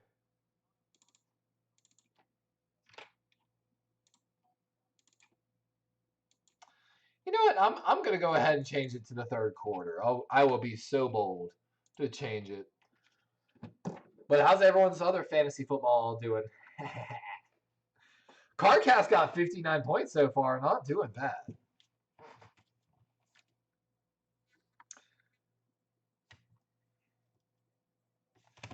I'm excited to see all the scores across the league. I don't know about y'all. I'm about to go ham.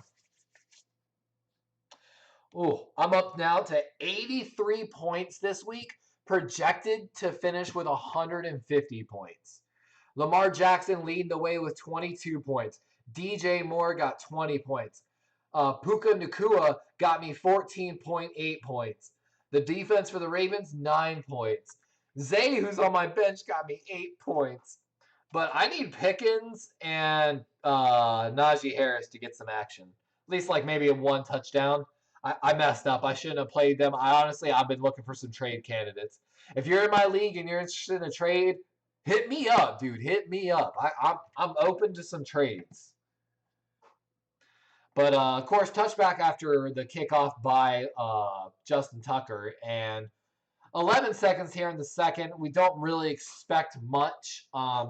Of course, we talked about it on Brian's show this morning. I expected Houston to pull that win out in Pittsburgh, and they are. Houston up 16-0 right now on the Pittsburgh Steelers. And the Pittsburgh Steelers, you know, man. Ooh, the Browns are getting some boos right now.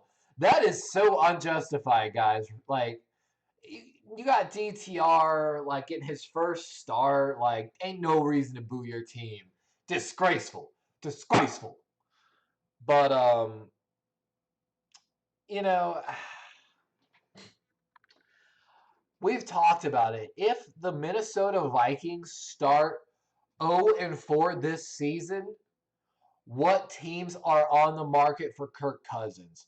Of course, obvious choice, the New York Jets. Jets fans have been clamoring for it for some time now.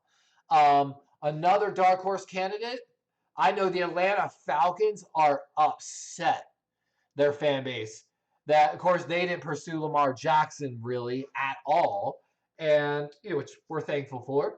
And just, I don't know, man. But could the sneak candidate, of course, be?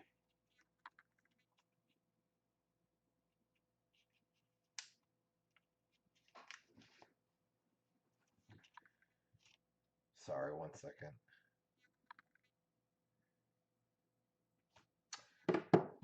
Oh, forgot my whole train of thought now. Forgot which even team I was even freaking talking about. Oh well, we'll get to it in a moment.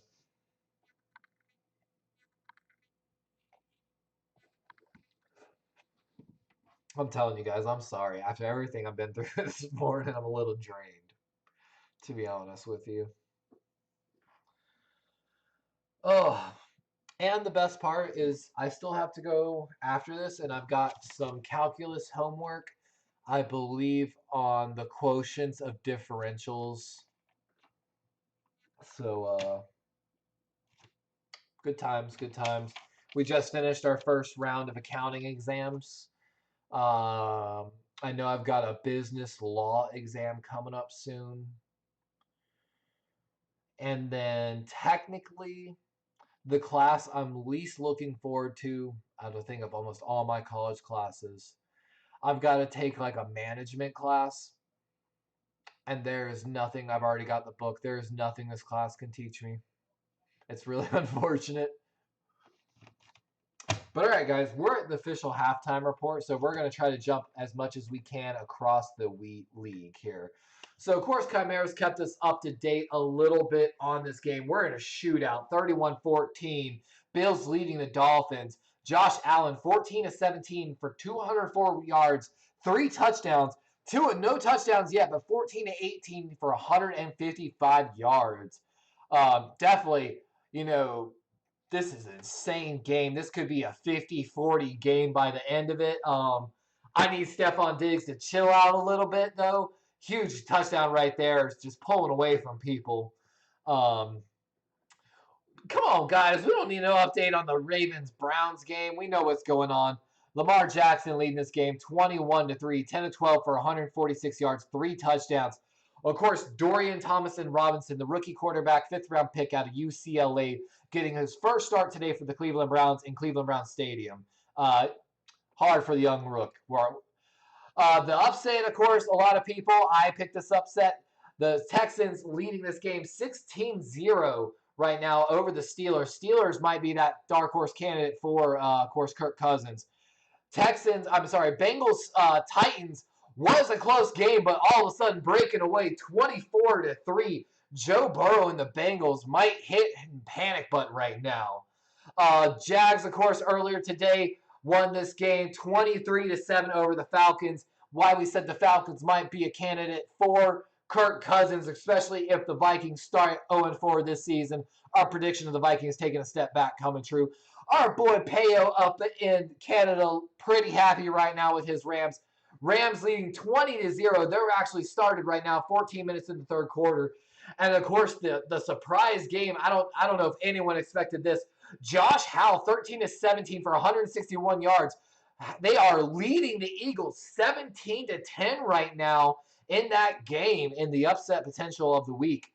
What looked like a close game earlier is starting to finally show some signs of life. Baker Mayfield, 18-23 for 143 yards and a touchdown interception, 14-3 in that game.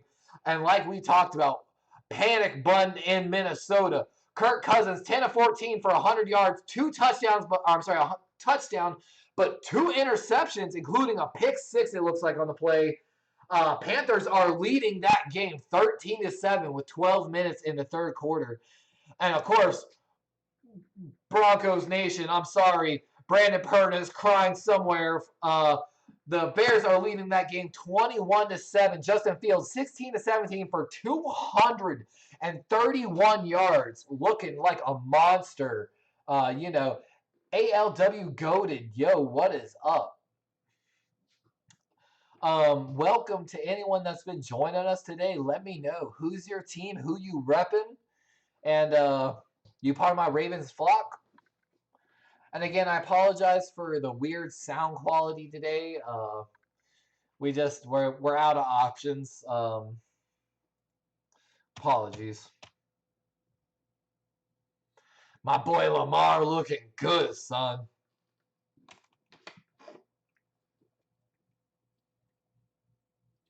Yeah, as much as I love DTR, he's kind of showing right now that he's a rookie, and Baltimore historically has never treated rookie quarterbacks well.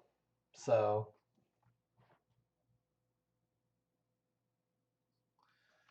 I really think the Pittsburgh Steelers might be looking at Kirk Cousins hard. I feel like that's the type of quarterback that the Steelers like, and I think they could make it work. Honestly, I think Kirk Cousins should go to the Jets or the Steelers. Of course, I don't really want him in the Steelers because I'd rather have an easier division. Chimera says in chat, for the love of God, please don't fire Vance Joseph before the Bills play the Broncos. Is Vance Joseph the problem? Is it the coaching staff of the Broncos? Or maybe they made a horrible trade for a quarterback because they had horrible ownership at the time and they got screwed and Russell Wilson is washed up. Maybe I'm wrong. I could be wrong. But even in his final year in Seattle, I was starting to question things a little bit. I talked a little bit with Joe Stevens of Seahawks Talk a little bit about that. So when he got traded to Denver, I was like, nah, you gave up too much. You still needed some good pieces around him. And even if you go in the over the cap model, it's just, nah, I'm not a fan. And for those that know me, I'm not a fan of that model going over the cap. I never want to be in that situation ever. I'm glad to see, though, that we already had some wasted clock issues, that didn't result in bad plays. So got away with one there a little bit. LLW, let's ride. Broncos country. Let's ride. Broncos country. Let's ride. Broncos country. Let's ride. Broncos country. Let's ride. That's Brandon Perna somewhere in a corner. Broncos country. That's right. Russell Wilson has been playing very well this year. Their defense went easily from top 10 to bottom 1 this year. That's pure. You know what? That kind of is a little bit more on coaching. 100%. So maybe, but I'm also a big believer in everything in football, dude. And it looks like we're almost back to this Ravens game, guys.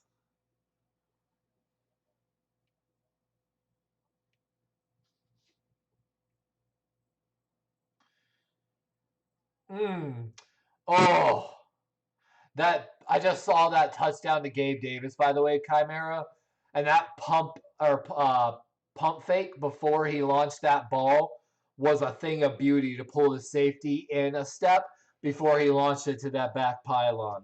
Absolute thing of beauty. The O-line today, John Simpson seems to be struggling a little bit. Myles Garrett, is definitely having his way. Basically, he got double teamed earlier, beat the double team, and John Simpson was just a step slow to come help them on the triple team on Garrett, and Garrett still got the sack on a spin move. So the O-line, it's up and down. Morgan Moses left the game earlier. I'm not sure if he's back. Daniel Falele came in for him at right tackle. We did get Linderbaum back. I mean, so of course it looks like we're struggling a little bit in pass protection. However, run-wise, I think we were averaging over 5 yards a carry going into this second half. So with our lead, if we can just come out, take a deep breath in halftime, and settle into a nice, steady run game of maybe like run, and if we don't get the first down, get into a third and manageable, obviously where Lamar can run, pass, or hand off, essentially. Full array, just a lot to cover. And of course, with that, maintain a good balance of burning time off the clock. I want to see 7 to 9 minute long drives, to be honest. If it's 5, I'm still happy, but I prefer 7. But the O-line, run-wise, looking good. Pass-wise, we're having to use Ricard for some chip blocking. Halfbacks are having to, motion and really help in pass protection. But Myles Garrett's just an absolute animal, so it's kind of hard to do anything about it. We're showing a good game plan for Myles Garrett, but Myles Garrett is still just dropping people.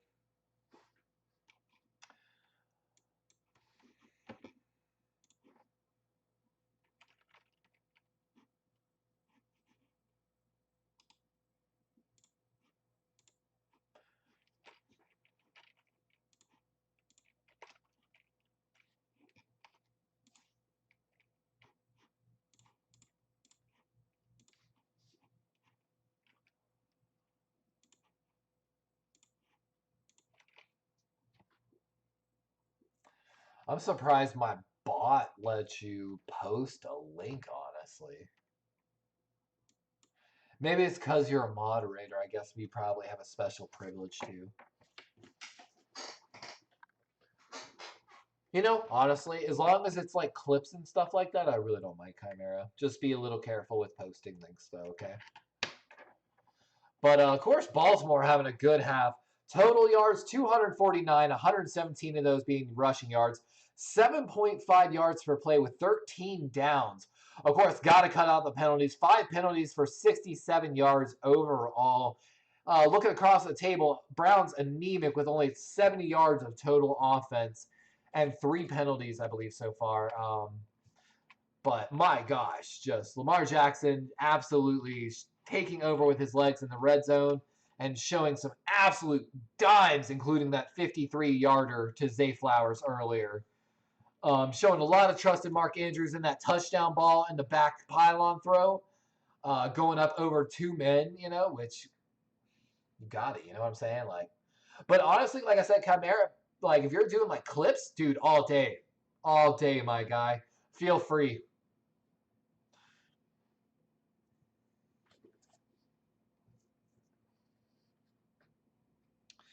But again, we're gonna take a mantra from my boy Joe Stevens, who always likes to wear on Seahawks talk, wears his hat, and he says, "Run the damn ball."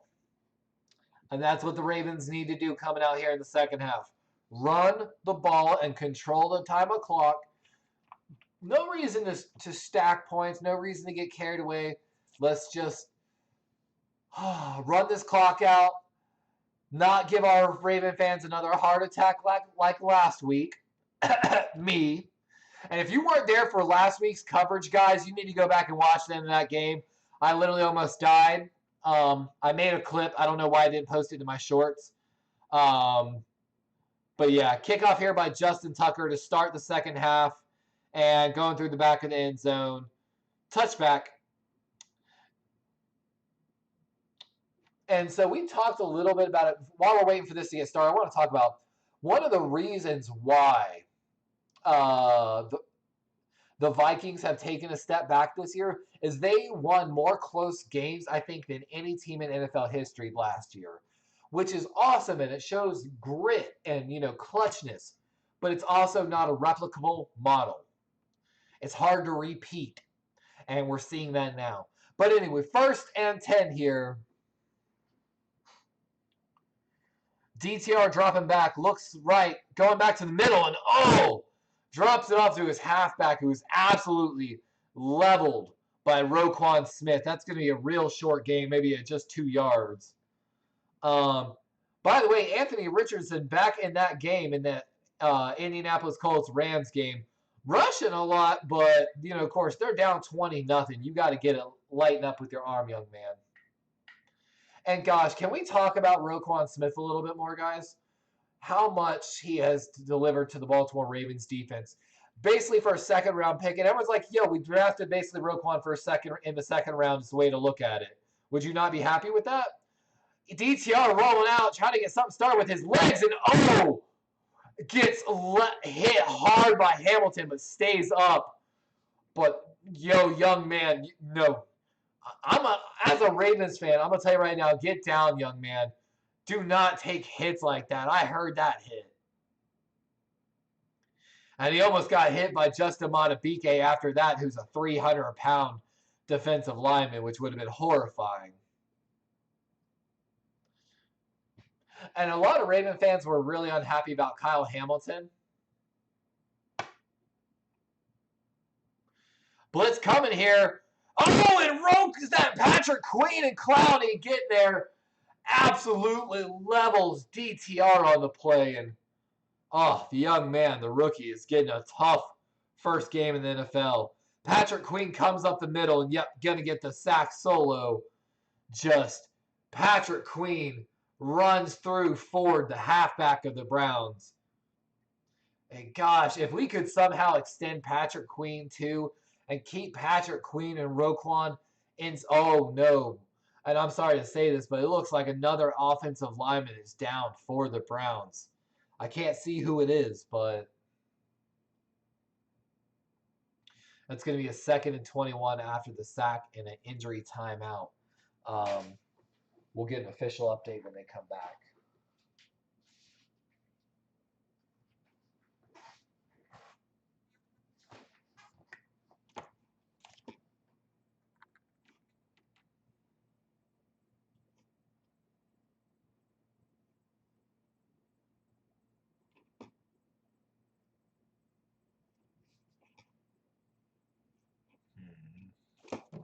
Oh, shit.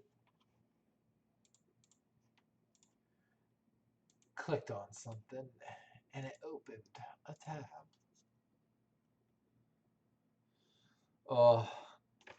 Anyone in chat want to take a guess on how much I have to pay for rent approximately today?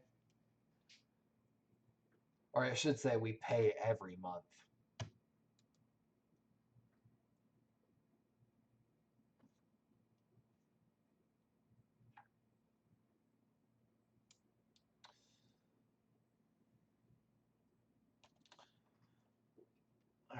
let's make sure the game's refresh, and we'll try to get an update on the scores.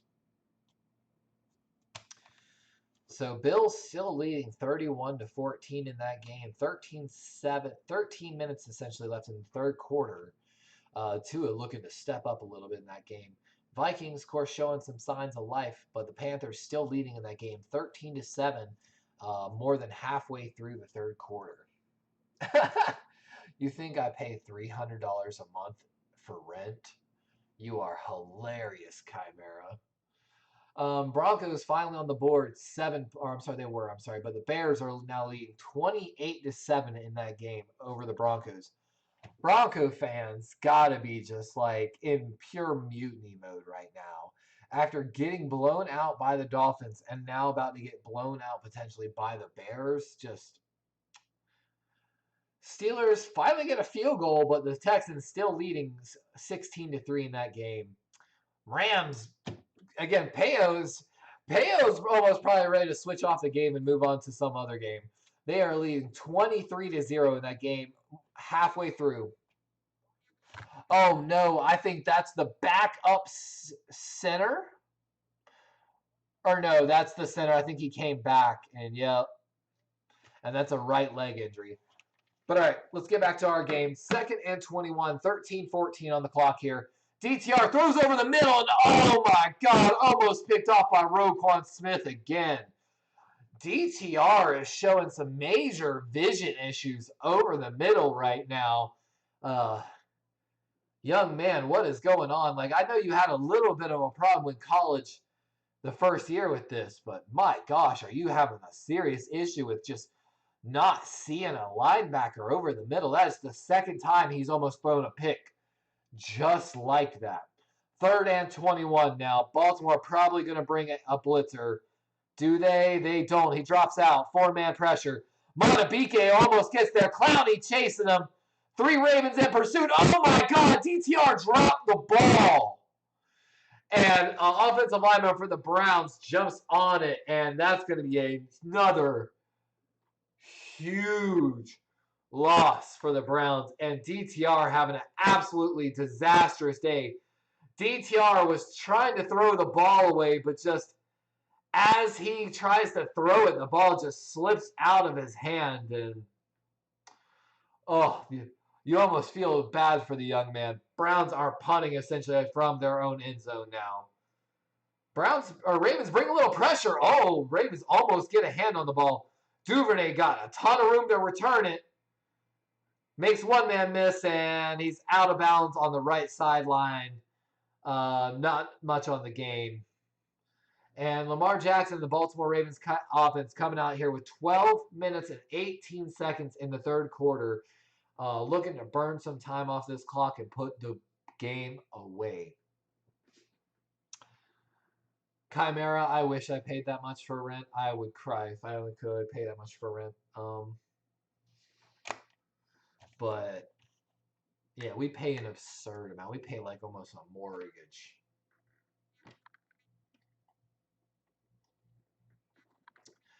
We moved to an area, guys. We're going to talk a little bit life because we're on commercial break. We moved to an area where it saw the highest rise in the cost of 2-bedroom houses and apartments, and basically in the entire United States over the past few years. One of those top 10 lists, fastest growing areas, yada, yada, yada. And my God. It's more expensive here than it was in Colorado when we left. Let's put it that way.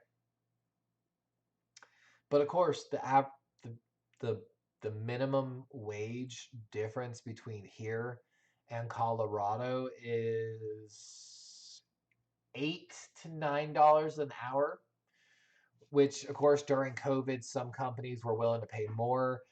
So the average pay honestly is $9+ an hour, but somehow everything costs more here. Like the housing costs more, the food ain't like going to the grocery store. My grocery bill is higher here than it was in Colorado. I've never paid more for a water bill more in my life than in Florida, where I'm surrounded by fucking water. My eye is like twinging from the pure irony and pain. Chimera, you're going to be sadly disappointed in life. I love your innocence. It's please keep that innocence for the rest of your life. You are going to be crying when you look at what the average rent is probably in your area. I have not paid $1,000 for rent since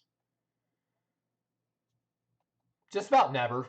Maybe when I first moved out of high school in 2008. Because as soon as I graduated, I moved out of my house, essentially. And maybe I was paying somewhere around that, but it was at a really good deal. And it's so funny, like, talk to old people. They're like, how much is rent? Because they're used to having their house. I've known some people that lost their house and they had to enter the rental market. And they're like, what the fuck? And I'm like, yeah, serves you right. No, I'm just kidding. I always cry for them.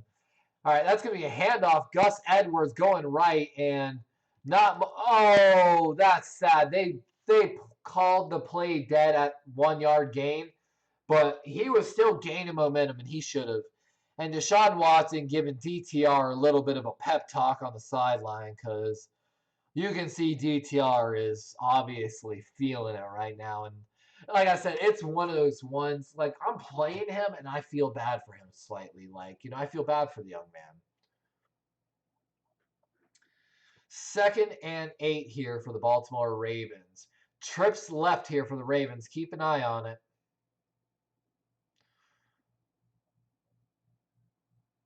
Mishandle. Lamar able to get the ball away still somehow, and it was a bad snap, but Jackson able to get the throw away to Nelson Aguilar on the right side. Catch and a fumble recovered right quickly by Aguilar. Bringing up a 3rd and manageable, which is what we like to see, kind of. I think Owosu, the defensive leader for the Browns, is kind of arguing that should have been a no catch, but I don't think he's going to get the call. 11:04 and ticking here.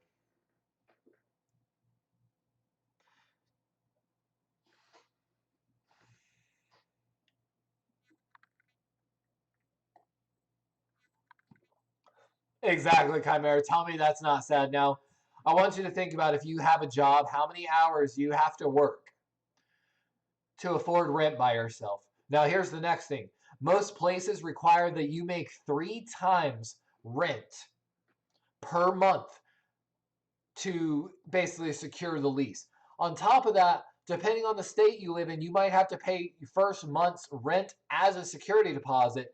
So in the case of $1,500, you would have to pay at least $3,000 upfront with no animal fees, no signing fees, no holding fees, or any other administrative fees.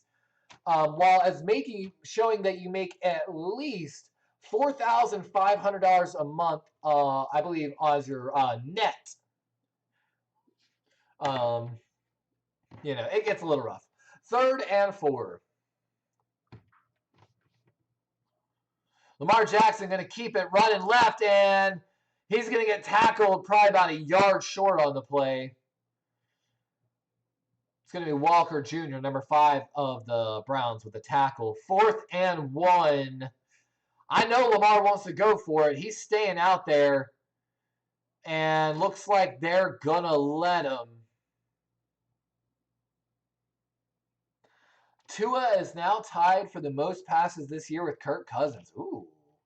Touchdown, Braxton Berrios, the former Ohio State product, if I'm not mistaken. 31-21, Bills over the Dolphins. 4th and 1 here. Here we go. Play clock at 3 seconds. It's going to be Lamar's going to keep it. He's scrambling right. He's going to get it. Let's go. And that's going to be a first down by Lamar Jackson. Gets tackled and ridden out of bounds, and Mark Andrews over there saying, get off my man, bro. I'll throw some hands. And the refs are having to separate him a little bit. Offensive lineman, that's Simpson saying, yo, you mess with my quarterback, I'll choke slam you, bro. Check my boy Rocky Ya-Sin's tape. Yeah, Baltimore not happy with the hit on Lamar Jackson as he goes to the sideline. Obvious that he was going out of bounds. Kind of takes a big hit and gets driven a little bit. Oh, Dolphins fail on a 2-point conversion. They're only 31-20. Oh, that might come back to haunt the Dolphins in that game. Baltimore looking to continue this offensive possession. Like we said, draining the clock, continue the time of possession. 9:35, 2 on the play clock on the 1st and 10. Lamar Jackson dropping back.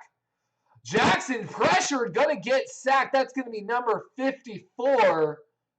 And, I can't even pronounce that name. I'm so sorry, guys. And I'm sorry, young man. I can't pronounce your name right now. I can't see it on the paper. But he's going to beat Daniel Falele. Oh, that is a bad mistake by the sophomore right tackle. Getting a start today after the injury to Morgan Moses. 2nd and 17 after the sack on Lamar Jackson.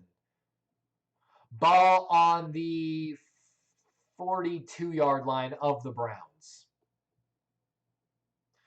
Jackson dropping, it gets pressured. Little screenplay, and that's going to be Gus Edwards drop for a pretty large loss on the play, 4 to 5 yard loss. Myles Garrett, immediate pressure on Patrick McCary, the left tackle side, and great read by the defensive backs and the linebackers of the Browns to pick up that screenplay. Yeah. That's number 54, actually, the guy who just got the sack on Lamar Jackson, able to get through the traffic of the defensive line and sniff out the screen. Great plays by the young man on back-to-back plays. 3rd and 24. They're getting loud in Cleveland Browns Stadium. Lamar Jackson pressured off the rip and gets the ball away. They're going to say incomplete to Gus Edwards. And my gosh, Myles Garrett is just having his way right now with the backup tackles of the Baltimore Ravens. Oh, and Myles Garrett a little slow to get up on the play. Uh-oh. That is not good news for the Browns. They were trying to help him up on the play, and he's saying, no, let me stay down, guys. Eagles somehow, guys, update. Eagles are now up 21 to 17 on the Redskins. Oh, that is not good news. Myles Garrett is still down on the play. It's his lower left leg. They're checking his ankle, it looks like a little bit. His might have a high ankle sprain if I had to guess on the play. You know, it's one of those ones, it would benefit us if he wasn't. Oh, yeah, that's an ankle sprain. Oh, absolutely. His left ankle kind of gets caught up under his own body as he's rolling with Lamar Jackson. And, yeah, that's probably going to be a high ankle sprain. Might not be terrible. He's able to walk off under his own power. That's a good sign for Browns fans. You know, even though they're divisional opponents and he's a threat to us, I never want to see serious injuries to any opponent, especially someone who's just such a great player in the league. 4th and 21. Jordan Standout for the punt. 8 minutes on the clock after the stoppage of time. Baltimore. I'm sorry. No rush. Baltimore got 2 guys back. Fair catch, and that's going to be a fair catch at the 7:54 on the clock. Dorian Thompson Robinson, DTR, the 5th round pick out of UCLA, coming out here trying to show the Browns fans some sign of life so he doesn't get booed and they start leaving the stadium early. Vikings, like we said, somehow showing signs of life. Vikings have taken the lead in that game, 20-13 over the Panthers. My poor Panther friends back home are crying. Broncos able to get another touchdown on the board at the start of the 4th quarter is just starting. Bears still leading, though, 28-14 in that game. Texans Steelers 16-3, no life in that game. Colts showing a little bit of signs of life. I'm guessing a 2-point attempt after a touchdown. Rams, though, still lead 23-8. Again, another just crazy flip. Eagles now leading the Commanders 21-17 in what could be a crazy game right down to the end of the wire. Halfway through the 3rd quarter in that game. And the Titans continuing to blow out the Bengals 27-3. 3 minutes left in that 3rd quarter. Guys, what is going on with the Bengals? We've got some Bengal fans subscribed to the channel, and I'd love to hear their opinion if they were in the chat. Tyler Bass, 33-yard field goal for the Bills, bringing the score there 34-20, Bills over the Dolphins.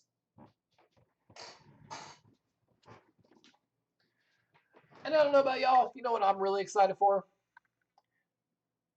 To eat. I am starving, guys. I didn't really get to eat much before the stream because I was on another podcast, and then the little bit of time I had in between, I spilled my drink everywhere, which is what fried my soundboard this morning. Luckily, my PC seems okay.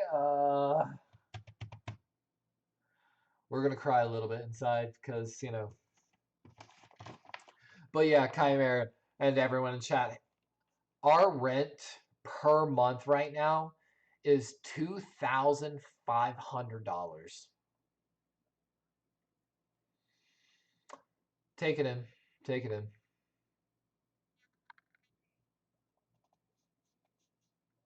After all the fees, pet fees, trash fee, all the other fees that are always tacked on every month, and yeah. I cry as my bank account runs dry. All right, DTR dropping back, getting pressured, throws it away, and that looks like a catch. They're going to say a catch. That's Amari Cooper on the left sideline. And the Browns showing a little bit of life as the Browns rein in the coup. Good movement. Brandon Stevens on the coverage by Amari. Oh, that is obviously like a little interference by the Browns receiver. And we've got a false start, it looks like, on the Browns on the play. Back them on up. Exactly, Chimera. Exactly. So, that's just one bill. That's just one bill. What really makes me cry, though, ladies and gentlemen, is, so like I said, our rent is $2,500. 1 month after I re-signed our lease, I was arguing that there was price fixing in the area and I had actually had contacts back and forth with the state attorney general, to the point that DTR, oh my gosh, almost threw another interception. Ronald Darby able to get an tip on the play, but no one there to intercept it. But right after I signed our new lease, the rent in the area dropped by almost $500. So instead of being like $2,500, which it was a year ago, it's about $200 to $2,100 probably. So I could have saved probably $400 a month on rent, signing my contract a little fucking later. So again, cry. DTR dropping back, got some time. He's looking deep and got him, man, but he's crushed over the middle and his helmet comes off too. And the Browns fans are starting to get a little upset on the play, obviously.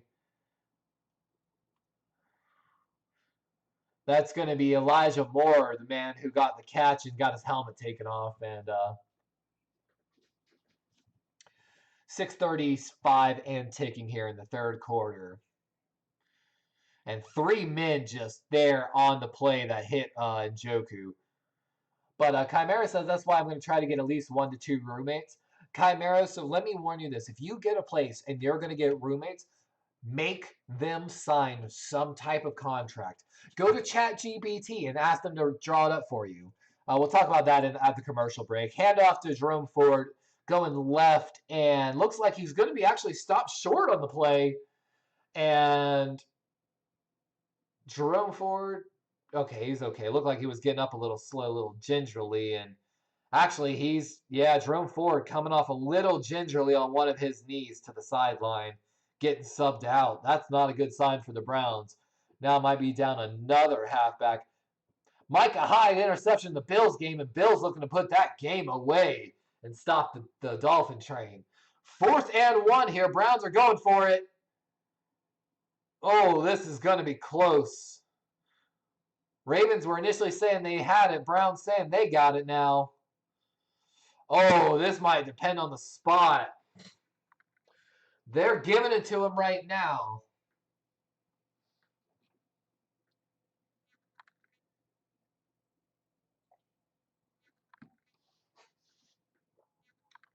Kareem Hunt taking the run left, and good job by whoever was on the edge defense on that right side. But that looks like Tavius Robinson, the rookie, I believe 5th-round pick by the Ravens this year, maintaining the edge pretty well. Not much on the game, maybe 2. And Myles Garrett trying to put some weight on that ankle and mess with it, but obviously wincing a little bit of pain. That's sad to see for Browns fans. 444, DTR takes the shotgun snap. Pressure by Matabike. Pierce, oh my gosh, level by Robinson, gets the ball away. Throws that ball out of bounds, but he is leveled by the rookie as he throws the ball away. Oh, they're ruling it's a sack, too, that his knee was down while Matabike touched him. That is true. So credit to Justin Matabike on the sack on the play.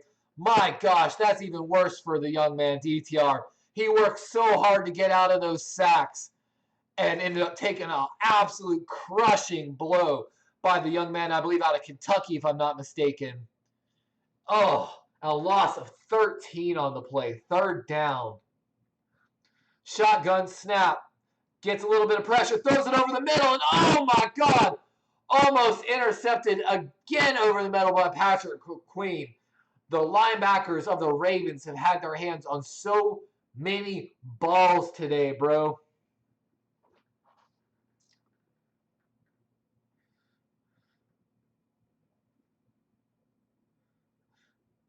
That is just heartbreaking to have interception after interception go off your hands and then go off your. That was another one where it almost went to another teammate. Punt here for the Browns. Duvernay back. Looks like he's got some space. Duvernay, and I'm going to make a note here, guys. I think Duvernay needs to assess how he's taking these kicks. So let me expand on that. So when Duvernay got that punt return, he is so flat-footed and has no momentum and almost taking small little steps backwards still. And of course, at that point, there is a lot of space between them and the punters. With that being said, it seems like he could have, been better situated to use his momentum to where as he's catching the ball within maybe a second, he could have gained 2 to 3 yards, where after 1 second, he's still gone nowhere. You know what I'm saying? Don't be wrong. I'm not saying to, catch the ball running. That's dangerous. But just, I don't know. Something seems a little off with his punt return this year. And it's a little upsetting. But to Chimera, talking about roommates, my guy, let me expand on that. If you ever you sign the lease, it's your apartment and you are expecting to get roommates, always, always, always have your roommates sign some type of contract. Hey, here's the deal. This contract is for 1 year or until the expiration of the lease. They'll pay this much in rent every month due on this day, or if they can pay online, make a payment via whatever, but they have to make some type of rent payment. But of course, then what is usually introduced is a good roommate or good tenant policy, which basically states, hey, you're not going to trash the apartment. You're going to maintain a level of hygiene or, cleaning, that you're not just going to be so disgusting and filthy, basically another thing saying, hey, you have to maintain and uphold all other conditions of the lease that I am signed to, yada, yada, yada, such as, amenities policies, whatever else, parking, Just different little things. And just be careful. In certain states, case in point in Florida, verbal contracts can be held actually legal in court. So if they've been paying, they get like, hey, I can't give you $800. I'll give you $400 this week. Cool. Or this month. They give you $400. Next month, oh man, sorry, all I can do is this. They give it to you. And then you're like, hey man, I'm down like $800. Can you give me like all the money you owe me? They could argue actually that and you don't have a contract. They could argue in court that you had a verbal agreement of $400 a month, not $800 a month. And like I'm telling you, verbal contracts can get really tricky. It's just a situation you don't want to be in, but it's very dependent on state laws. As someone that's kind of forced a lot of property management contracts via their contracts, I've been there, and my family used to own a property management company. But back to the game, guys. 2nd and 10 here for Lamar Jackson and the Baltimore Ravens offense. Trying to bleed out this clock a little bit, put this game away. Zay Flowers in motion. That's going to be handoff to Gus Edwards up the middle and nowhere to gain. Obvious that the Browns are looking for the run right now. You don't want to have to pass it, but ooh, Patrick Ricard heated. Looked like he ready to throw some hands with some Browns defenders. Good sign for the Browns fan. Myles Garrett back in the game. Always a good sign to see someone healthy back. Update, by the way, Bills are now up 41-20 on the Dolphins. And Denver has the ball still down 14-28 against the Bears. Russell Wilson having a pretty solid game so far. Lamar Jackson looking left, got a man. Looks like just short of the first down, maybe a yard. And that's going to be Nelson Aguilar on the catch. Good throw by Lamar Jackson.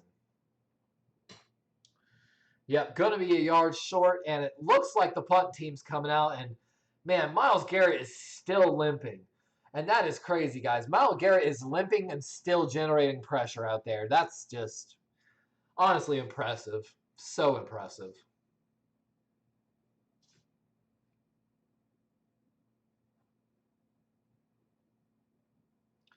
And Jordan Stout is out here for the punt for the Baltimore Ravens. Punt starting about 50-yard line, so could get a good punt position here. They bring a little pressure up the middle. Doesn't get there.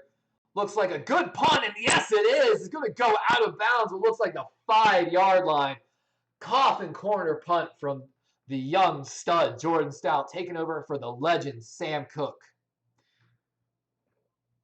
And we're going to this Buffalo touchdown here. Oh, my God. Stephon Diggs with his 3rd touchdown in the game? I spoke too early. We must be having a crazy game right now in fantasy football. My opponent's starting Stephon Diggs this week.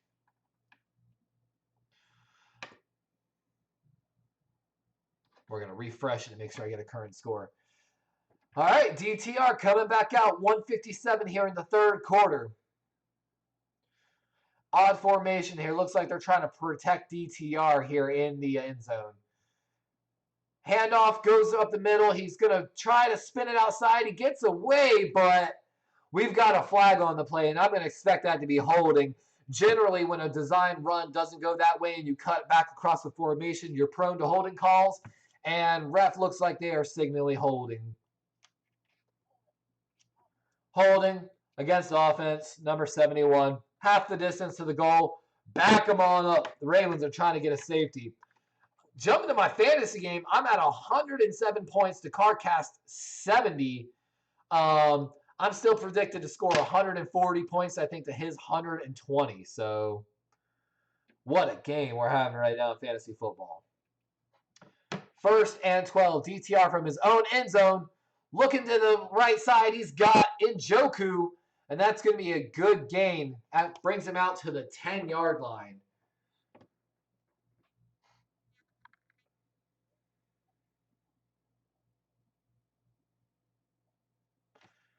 God, Roquan's so fast to break on that ball. I know, right, Comer? I really hope the Bills' points today don't come from Diggs. I'm your good luck charm. You're welcome. You're welcome.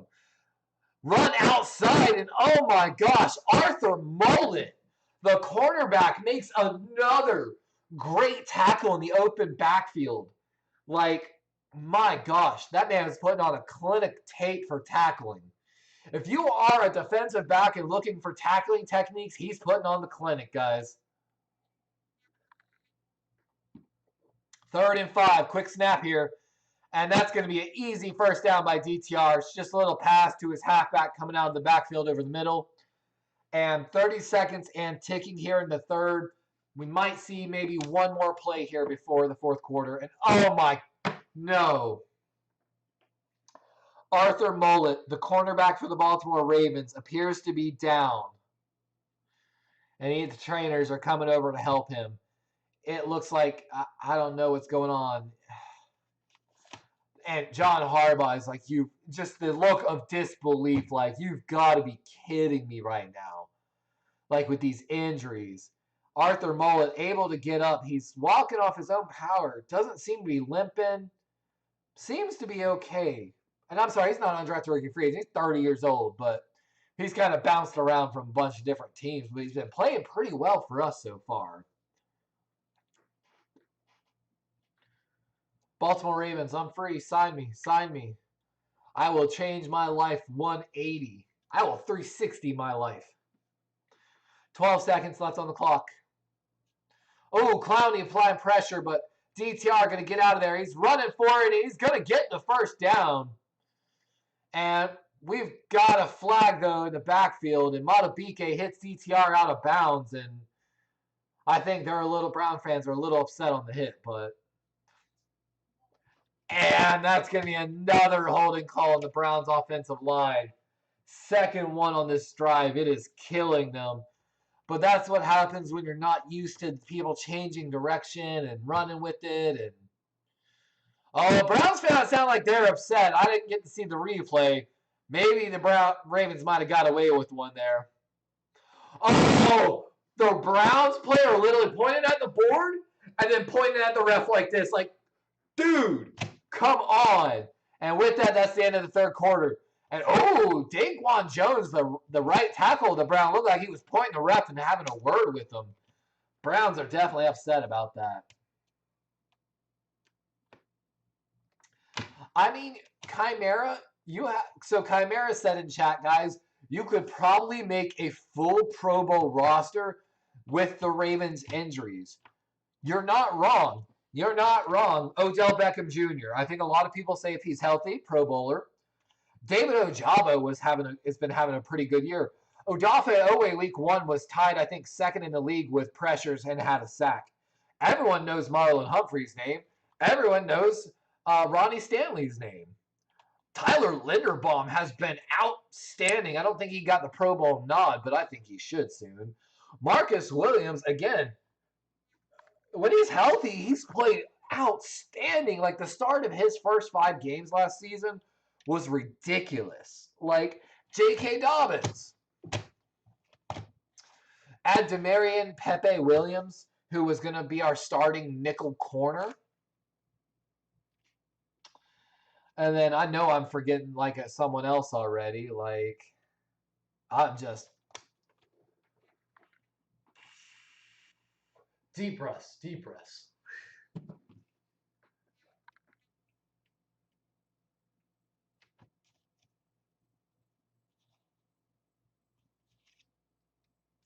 Yeah, right now, my fantasy football league, I'm having a good day. Lamar Jackson got me 22.9 points.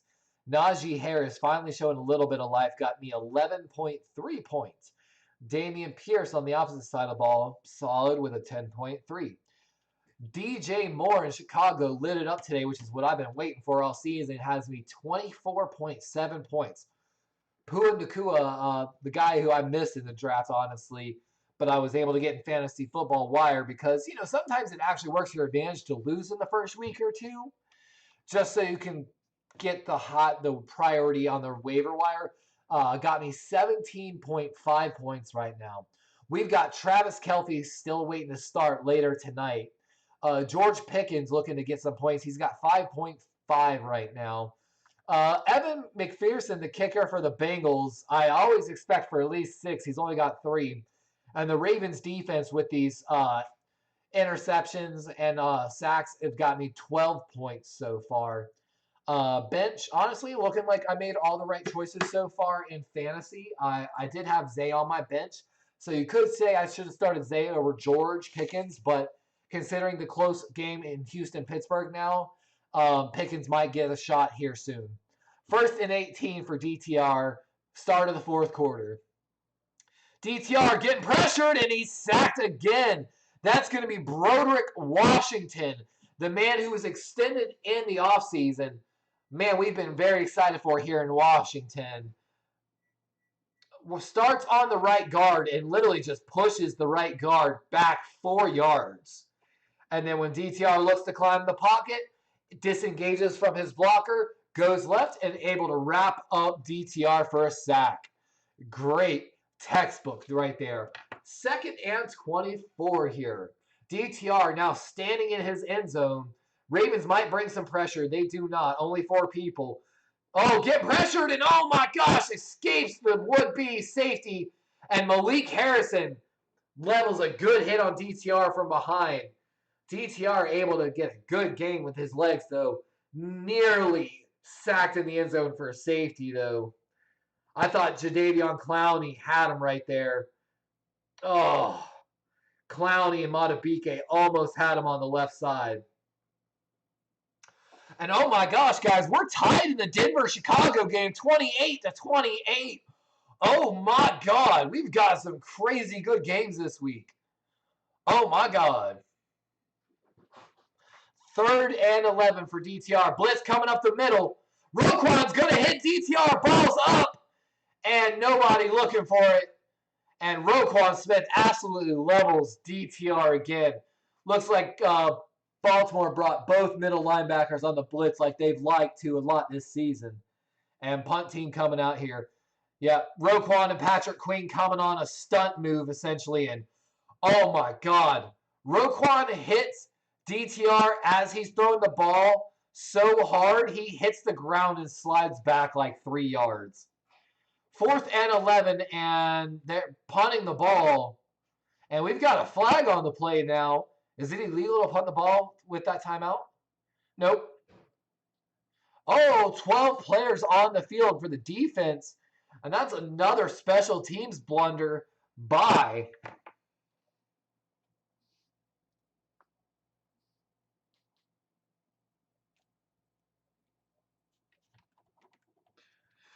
Baltimore. Might have to take a look at their special teams. So Devin Duvernay had a bad fair catch earlier. That's 12 men on the field for the special teams. And Harbaugh, again, is visibly disappointed on the sideline.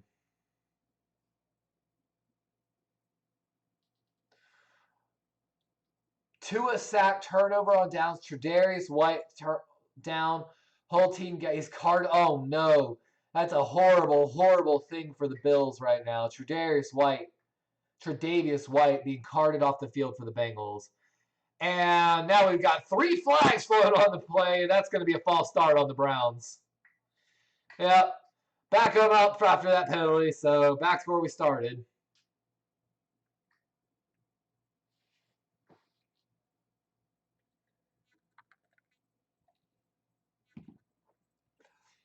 And Arthur Mullet, the defensive back for the Ravens, is walking to the locker room, and that's a horrible sign for the Ravens. We saw the injury to Daryl Worley earlier. Now Arthur Mullet with an injury, and Baltimore continues to have secondary injuries. Great coverage by the Baltimore Ravens punt team, and unfortunately, though, the ball is going to go out of bounds. No chance for Duvernay to return the ball. And Lamar Jackson coming out here with 13:23 on the clock here in the 4th quarter, looking to put this game away. And can I say, guys, the cameras today just look. Is it the quality? I swear it almost looked like a game earlier. It looked really good, but it almost looked like a game. Oh, and Chimera says he hopes Tre'Davious didn't tear his ACL like he did 2 years ago. Well, we're hoping, man, for you. We're hoping. Let's get that quarter updated. We're into the 4th quarter now.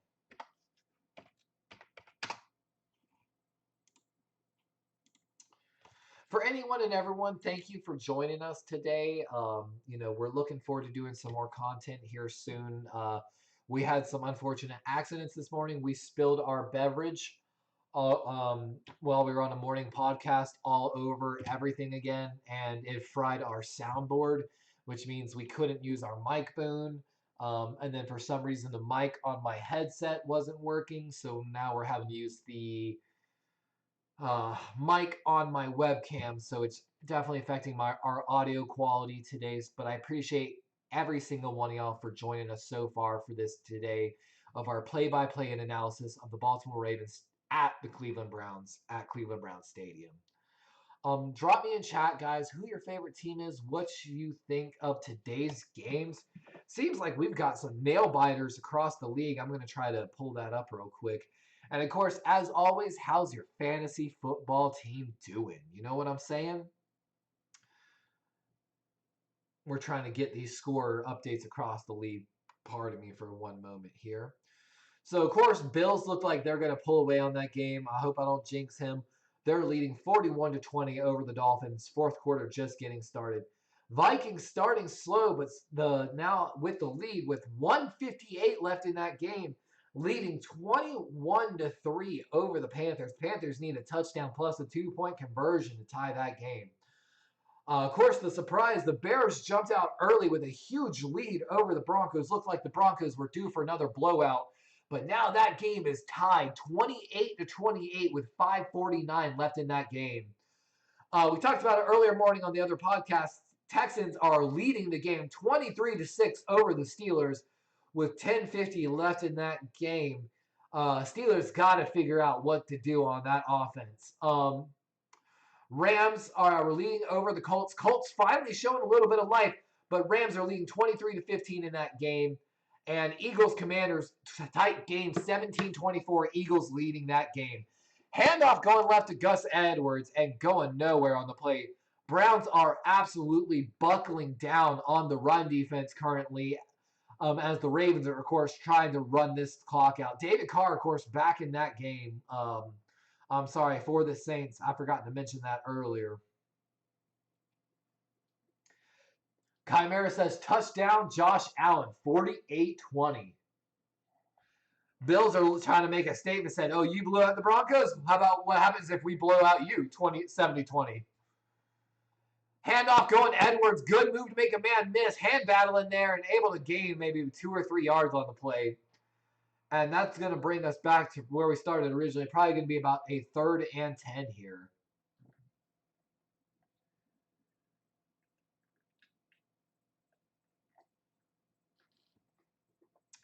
And I'll be honest, I'm not a huge fan of Deshaun Watson, but he probably would have played better today than DTR. Like they just said, he was coming off his best game as a pro in the past 2 years. So there's got to be something said to that. 3rd and 10 here for Lamar Jackson, though. Browns showing pressure. Let's see if they bring it. Only bring forward. Roll in the pocket right. Lamar's looking and just going to dump that one away. And Ravens have not been able to get anything going on offense in the past few drives. But I would love to know the chat's opinion, guys. What do you think is going on with the Bengals right now? Like, what is going on? They are currently getting blown out 27-3 by the Tennessee Titans with 6:27 left in that game. Like, also, if somehow the Vikings lose and start 0-4, who is your favorite? Oh, and that was where the refs threw a flag the moment Jordan Stout touched the ball. They're returning it and going to go out of bounds. It looks like the 16-yard line, but let's see what the flag is on the play. The way it looked like it was a Ravens player probably lined up incorrectly, just the way the nature they threw it, but they're pointing at the Browns, so. But we might have 2 penalties negating what looks like just.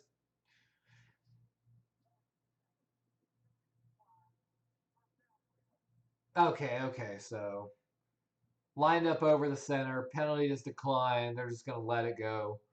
So Cleveland going to get this ball starting at what looks like maybe the 10 or 11 yard line. Ravens just need to probably make 2 more stops to put this away. But, knock on wood, let's not jinx myself like last week. Maybe DTR turns into the DTR from his final college season or so and, becomes something.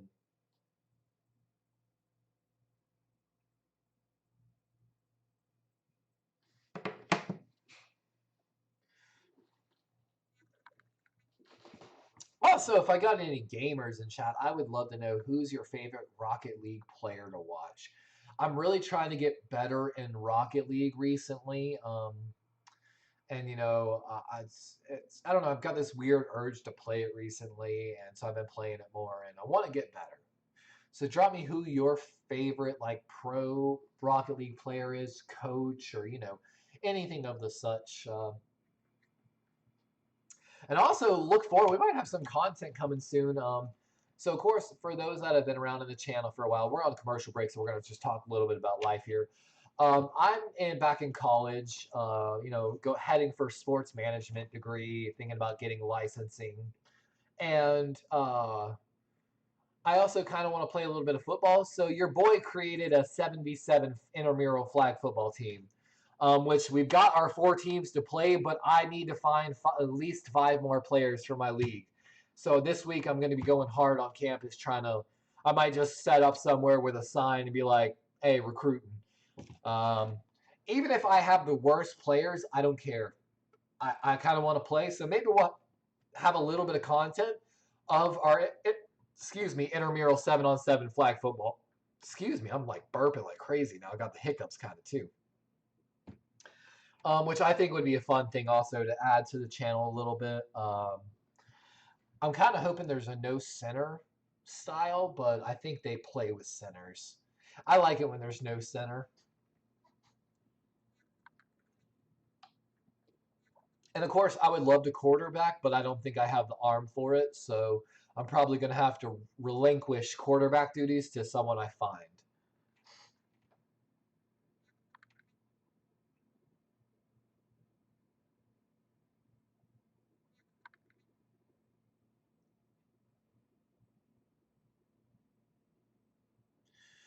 All right, DTR trying to come make something happen here for the Cleveland Browns fan base.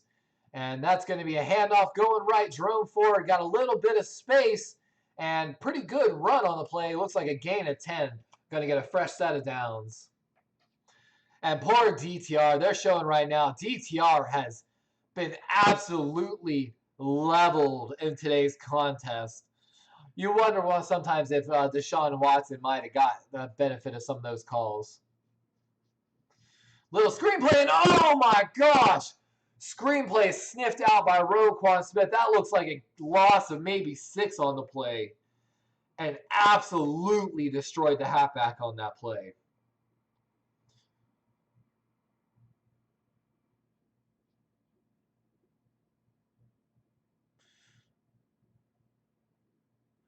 And DeJuan Jones, the right tackle we've kind of liked a little bit, coming out of the game. He was the right tackle picked up by the Cleveland Browns. And the officials say something's wrong, and they took him out of the game, and he's walking a little gingerly. I don't know if that's a concussion or... Hey, Damian Pierce, 20 rushes, 7.4 yards means he's getting me points. 2nd and 14, DTR.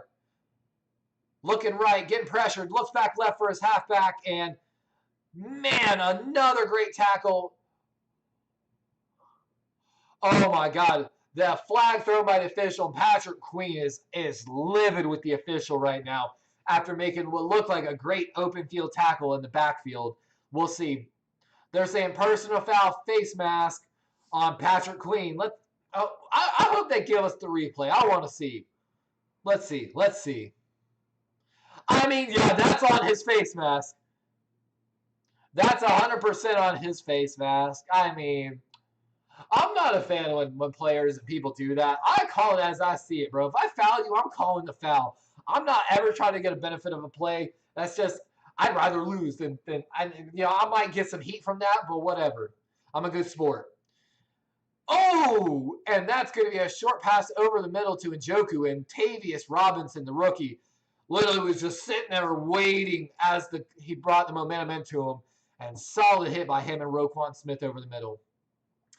DTR going to a no huddle now, trying to pick up the pace a little bit. 4-man rush by the Ravens. DTR short pass right to his halfback, and good job there.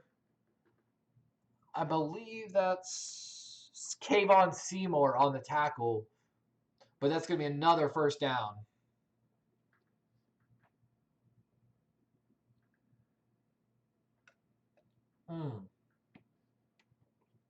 DTR looked like he got his hand hurt a little bit, and throwing that ball right, and nobody there on the play, bringing up a 2nd and 10. We've got 9:51 on the clock.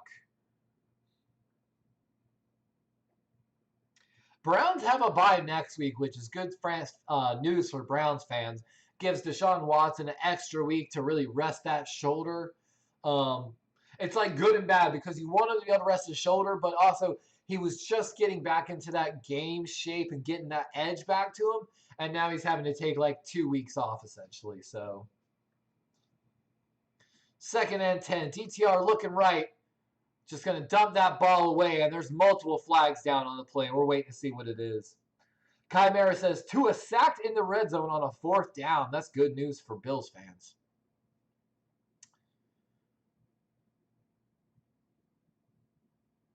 Man, there have been so many penalties on today's game so far.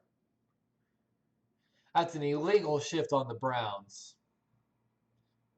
Penalties declined, though. Baltimore just going to choose to take the loss of down.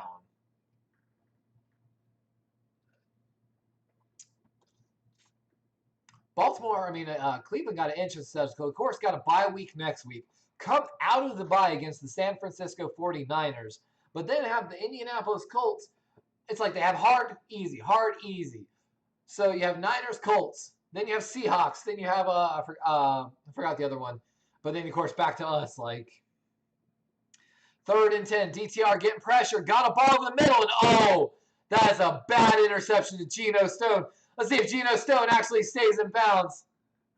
And Geno Stone going to go out of bounds on the left sideline. And Geno Stone finally getting to get some playing time this year and got 2 interceptions now on the season. And that's a horrible overthrow by DTR. Looks like he thought his wide receiver was going to be somewhere else. And pressured on the play. Clowney on top of him. Matabike on top of him.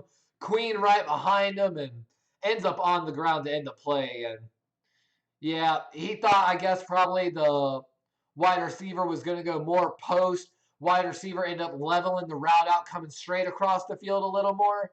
And he put air underneath that ball. An easy interception. And Deshaun Watson just kind of face palming and rubbing his forehead a little bit. Just like, oh, God, it sucks. They're going to kill us on the online forums because they're Browns fans. Hand up the middle, going to Gus Edwards. Going to be a gain of maybe about 3 yards on the play. Let's check across the NFL a little bit here.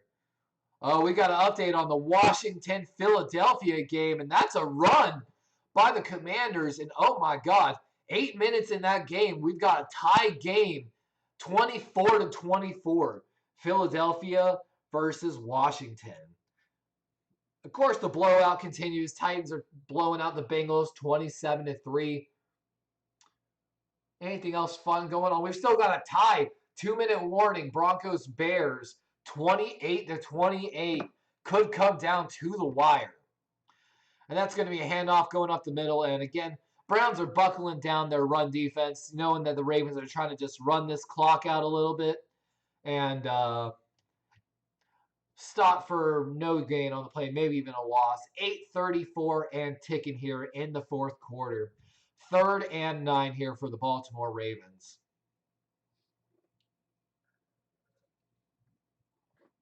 ALW Goated in chat says, my boy Kyle Hamilton needs his first INT.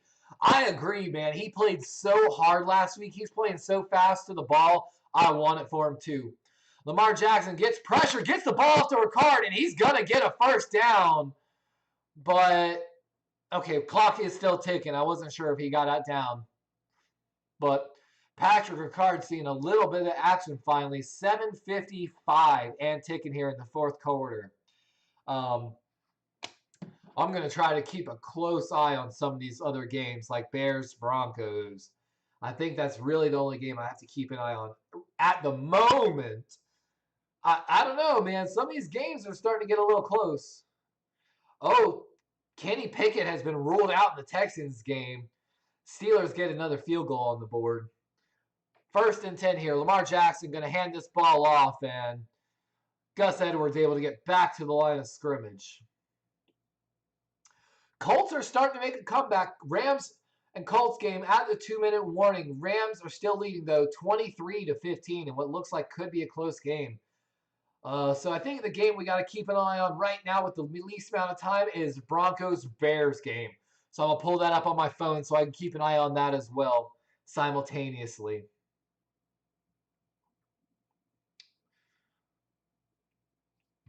Second and 10. Lamar Jackson, shotgun formation. Running the play clock all the way down, which is a good call. Handoff, going Edwards, fake jet sweep, and Gus Edwards able to make a good run on the play. It looks like 5 yards. And oh my God, Denver taking a field goal, taking a 31-28 lead over Chicago with 1:46 left on the clock, ladies and gentlemen.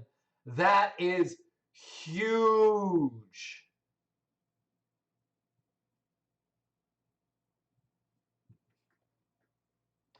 Michael says, Cleveland Browns, always clowns. My entire life, I've always been a clown fan. You know what, Michael, I'm gonna talk to you in a minute. Just hold on for a minute. I'm going to be right there with you. Hold up. Lamar Jackson, short little pass to Mark Andrews, and he's there. Let's go. More fantasy points for Lamar Jackson. And with that game's officially, this game's got to be away. Michael, I feel for you, man. I lived in Grove City, Ohio. I've been to Berea, Ohio a few times. I know some serious diehard Brown fans, and there's a small part in my heart. And I used to date a girl that her entire family was from Berea, Ohio. They're all Browns fans. My heart slightly always aches for Brown fans, a little bit. Every time I went and watched the Browns-Raven games, we always blew them out. I feel bad for y'all. I'm so sorry. Chimera says Trey White being evaluated for an Achilles injury. Bro, we've seen so many Achilles injury this year. Oh, Squirrel dropping into the chat said, what's up? Oh, you're a Bengals fan, aren't you? Bro, what is going on with your Bengals, bro? Please tell me. I wish nothing but the best for you. But, bro.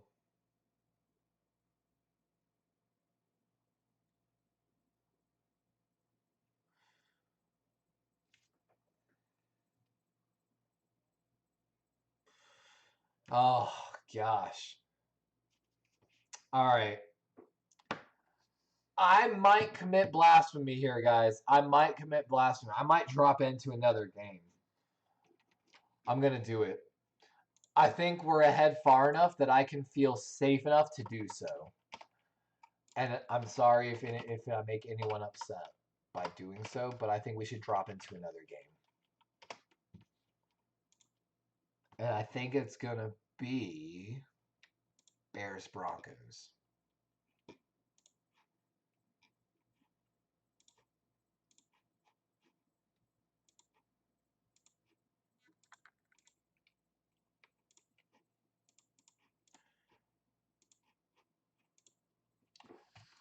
And so for everyone that's officially watching, guys, I'm going to switch my coverage. We're going to move to the Bears-Broncos game where the Broncos have taken a 31-28 lead with 1:18 left on the clock. Of course, Ravens now up 28-3. We definitely expect them to win that game. So with that, Justin Fields, shotgun set, looking left, going over the middle, and looked like he was going for DJ Moore and off his hands. That's going to bring up a 3rd and 10 with 1:14 on the clock for Chicago. And oh my God, guys, update real quick. We've got a tie ball game. LA Rams Colts 23-23. Oh my God, I'll pull up both games, bro. I didn't care if my ears are going to go crazy from hearing two audios. I've got to get that game up too right now. 3rd and 10. Oh, he's got DJ Moore. Let's go. It's a first down. 108 at about the 50-yard line. 104 and ticking on the clock. We've got a game in Chicago or Denver, wherever the heck this game is.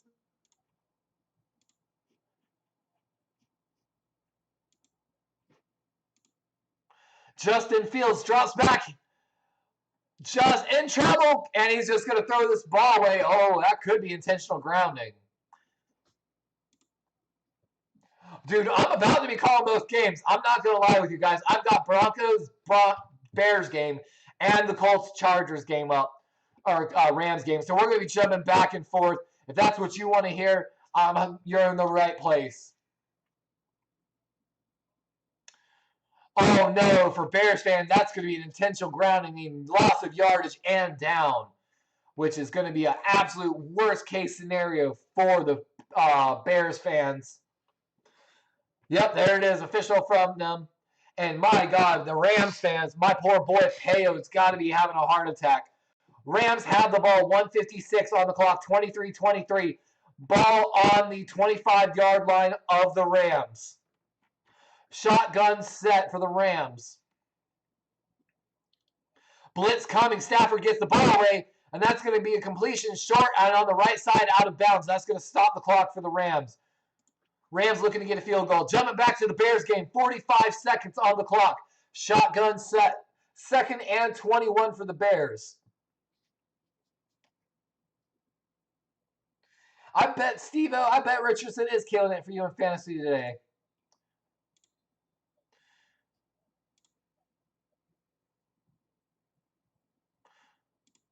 Oh, look like we're... Justin Fields got time. Finds a man short. It's his tight end command with a lot of room. Out of bounds with 38 seconds left. Stafford jumping back to Colts Rams game. 147. Rams get a great reception left side out of bounds. Making progress down the field and stopping the clock. But we've got a flag there, so that game is going to slow down a little bit. Oh my God, guys, we've got so many games going on. I know you got to root for the Colts a little bit since they beat us last week.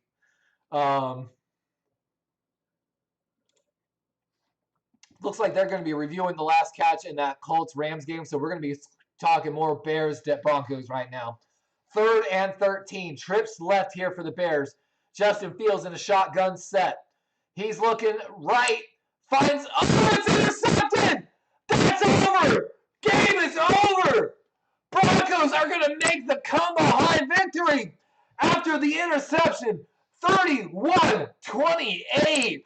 And Justin Fields comes up just short. And like the announcer said, we got a lot of tough questions after this game on both sides of the ball. But congratulations to Broncos fans. Perna, it just lost his mind somewhere on or off stream. Congrats to Brandon Perna getting the win today. Let's jump back to Indianapolis Colts versus Rams, where we're still in review over the last catch that would have put them out of bounds in, I believe, a first down. And it looks like it's going to be an incomplete, means back up the Rams a little bit on that play. Oh, Oak Squirrel, you just moved to Indy? Congrats on that, man. How do you like it in Indianapolis? That's actually one area I have never been to. But to be honest, Oak, I want to go to the draft. I don't know if the draft's going to be in Indy next year. I don't know where it's being held. But, I would love to go to the draft in Indy. It's like historical. Reg Hardy says, go Ravens from Baltimore, Maryland. Heck yeah, man. Sorry, Reg, I know it might be a little blasphemous, but I've kind of jumped off the coverage of that game just because after the Mark Andrews touchdown, it seems like we've kind of got that game, put away, especially with DTR being in the game. And we just watched the Broncos end the game versus the Bears. And we're watching Rams versus Colts right now as the Rams are looking to not let the Colts make the come-behind victory just like a certain other team did. Hold on, we got to check also Commanders versus Eagles. Another crazy game that was going on earlier. Yeah, tied still, but there's a little more time in that game. We'll probably head to that game right after. Stafford looking over the middle. Got a man. They're saying it's incomplete and hit the ground.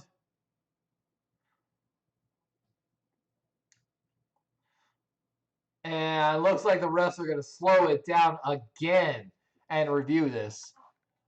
Oh, I don't know. That could be a catch by Tyler Higbee. And I know Bear fans are absolutely livid right now somewhere. Steven says, I picked Allen anytime touchdown, Diggs 84 yards, and Bills money line to win 145 easy money. Hey, congrats, Steve-O. I'm glad you're winning some money, my guy, especially when it's not at the expense of my Ravens. And I'm glad you're enjoying Indianapolis, Oak Squirrel. I'm glad you enjoy it.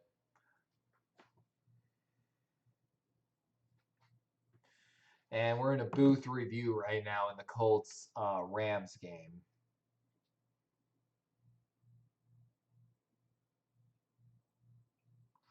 And my God, the Texans continue to pull away on the Steelers. It's going to be pretty official soon. Texans are going to probably win that game 30-6. I don't know if anyone expected that. And the Buccaneers absolutely trouncing the Saints 26-9.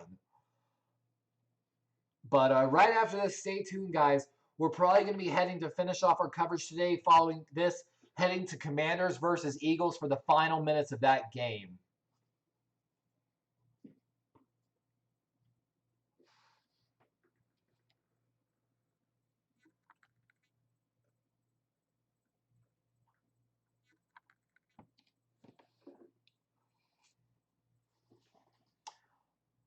Oh, and it's incomplete. The Rams have to punt. Anthony Richardson's going to get a chance to win this game.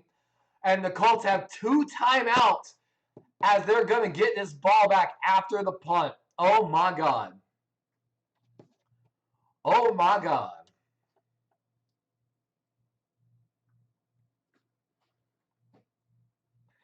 Can you imagine, guys? I'm going to cry for Payo time, our Rams friend from Canada, if this happens.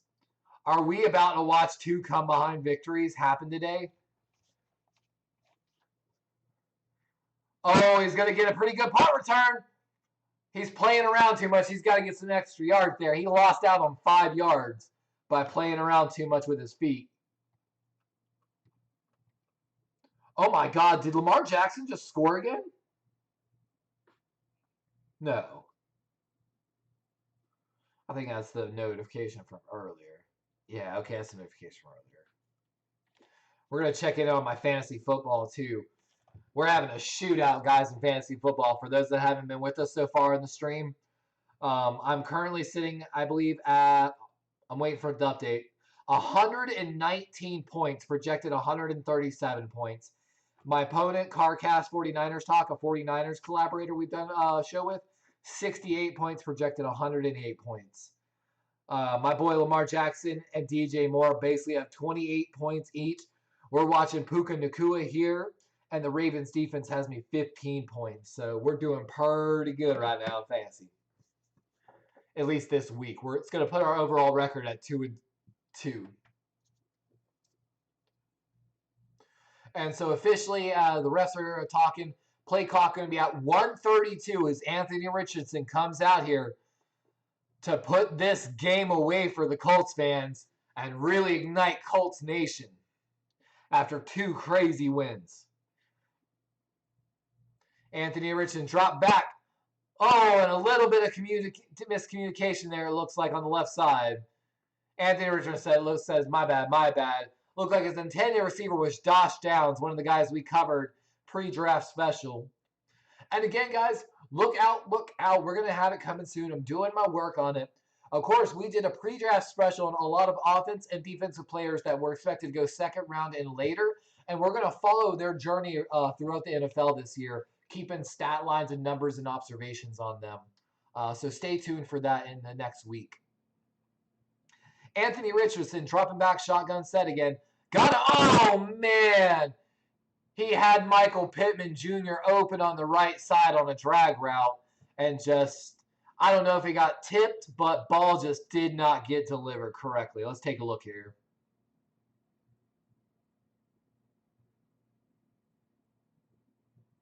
Yeah, the ball gets tipped. Oh, Michael Pittman would have had so much space to run with that ball. That would have been a huge gain almost to put the Colts in field goal range, potentially, and just unfortunate.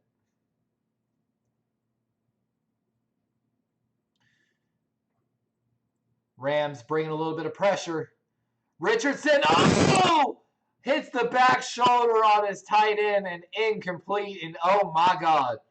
Matthew Stafford and the Rams are going to get this ball back with about 1:19 left on the clock. So this game is not over, guys.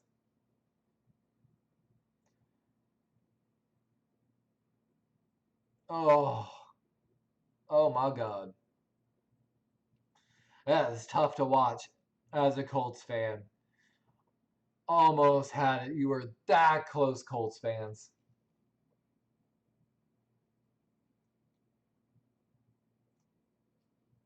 Oh, looked like it was going to be a big hit, but able to get good coverage, and the Rams able to squeak out a good return on the play. And Matthew Stafford officially going to come back out here in the fourth quarter with 1:09 left on the clock. Looks like all they need is a field goal to win this game. Stafford looking to clutch it up and show what the veterans can do. As we're watching this game, we got to go back and check real quick. Let's check on the Eagles-Commanders game, see what's going on down there. Still a tie game with 2:34 left.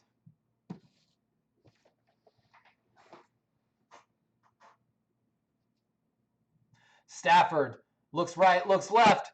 Got a man short. Going to be a short game, maybe 4 yards. Clock's going to keep ticking. 1 minute and ticking here. And yet no one's taking a timeout. Of course, Rams in a no-huddle offense. Stafford looking right. Looks like he's got a man. That's Nakua. And that's going to be a first down. Clock still moving. 40 seconds.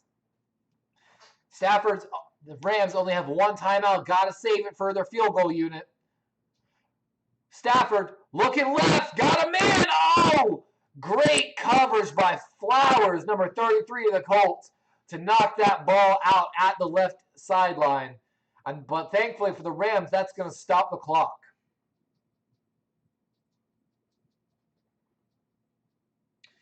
You know, Chad Mears, they have a pretty good defense. It's just the Ravens got ahead from the poor, play. Stafford going to run with it, and he's got a first down. Oh, just short of a first down, though.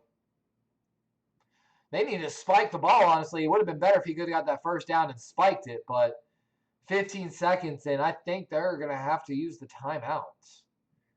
Clock is stopped. I'm guessing McVay used the timeout. Yeah, and he did. Yep. So 15 seconds here in a 23-23 game in Lucas Oil Stadium, it looks like. What a game we have. But Chad, DTR just got abused, man. Let's not get it twisted. The young man got abused today. And when you only put up 78 yards of offense, there's not a lot you can do.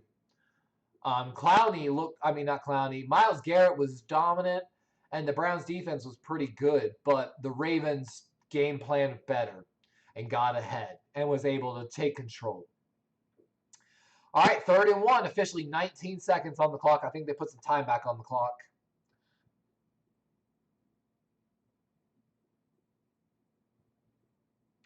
By the way, Jalen Hurts is trying to drive to win the game in the Washington Commanders Philly game. He's at the Philly 34. But all right, Rams here on their side of the field still. 3rd and 1. Stafford trying to find something long and just has to get rid of it. Oh, this is tough. Do you go for it? You got to, right?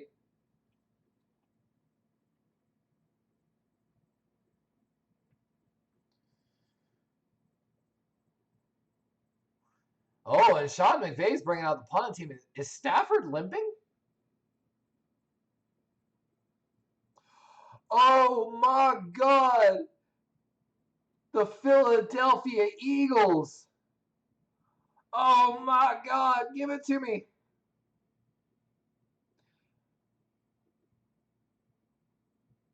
The Philadelphia Eagles. It doesn't even tell me in the drive chart. But somehow the Philadelphia Eagles have scored a touchdown and have taken a 1-touchdown lead with 1:43 left in the fourth quarter. It didn't even tell me. How did it go do me dirty like that?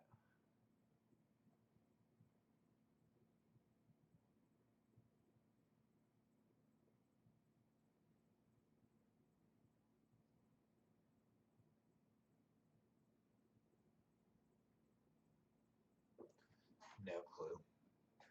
But it looks like the Eagles are going to squeak out a win over the Washington Commanders with that last-second touchdown. But it's not over. It's not over. So, and with that, guys, we're headed into overtime here now.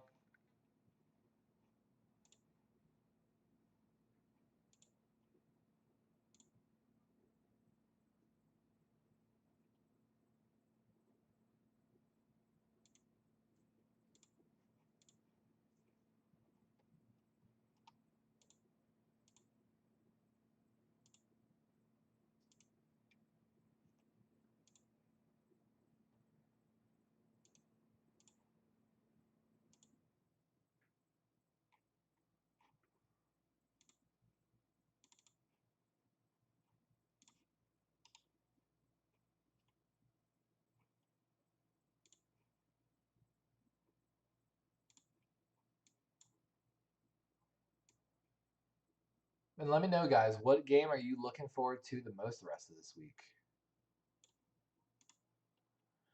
Guys, welcome to overtime.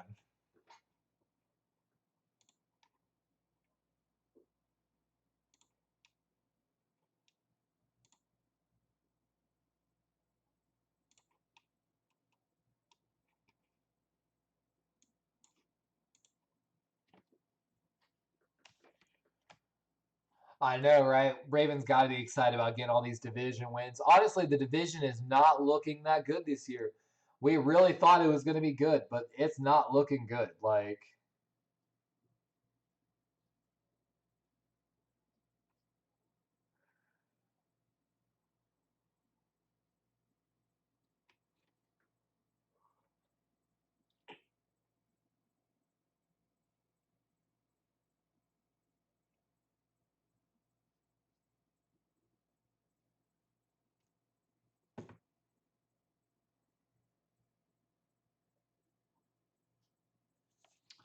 I can't believe this game's headed into overtime. I don't think anyone expected this. Yeah, Chimera, I think your Bills were trying to make a statement. Oh, the Dolphins are so good. They're so good. They put up 70 on Denver. And Bills were like, bet, bro. We'll try to put up 70 on the Dolphins now.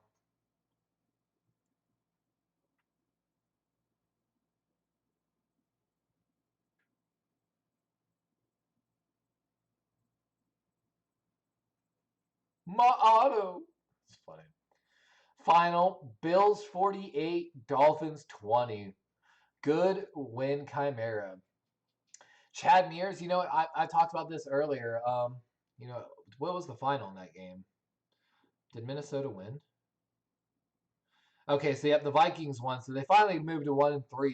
But what if like Kirk Cousins wanted out of Minnesota, which some people have talked about, especially if they had gone to 0-4? What if he went instead of to the New York Jets? If he went to the Pittsburgh Steelers? I don't really want to see it, but I think it's a plausibility.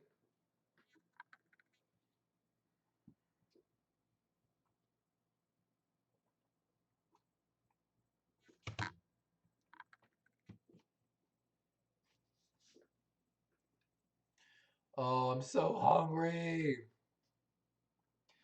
And again, I just want to say thank you to any and all the viewers who came and joined us today.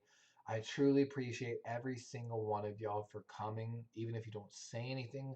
When I just see the view counter a little higher, man, it keeps my spirits higher. So I appreciate every single one of y'all. Bro, let's run the numbers. 23 of 35, 250, 9 yards and an interception for Matthew Stafford. Anthony Richardson having a good day himself. I'm sorry the stat went down there.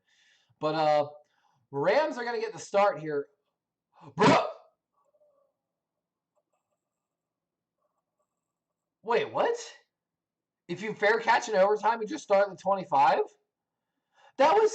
He was at the 1 yard line and he fair caught it. What? I'm so confused. Hey, what up, Oak Squirrel, man? I hope your Bengals get it together. Dude, tell me, what's going on with your Bengals, bro? What is happening to your Bengals? But all right, with that being said, Matthew Stafford getting the start here in overtime. Trips formation right for the the Rams. Motion left. It's going to be a play action rolling. And, oh, Stafford's got a man over the middle. It's a large gain down to what looks like the 45-yard line.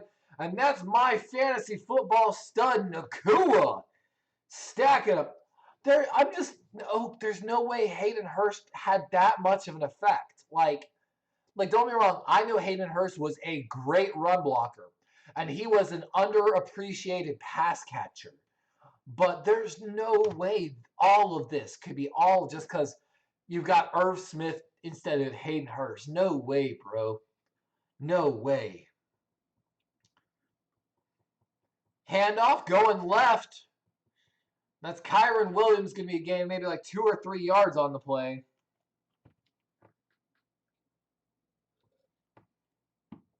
Chimera says, I'm going to eat a celebratory chicken nuggets. See you next stream.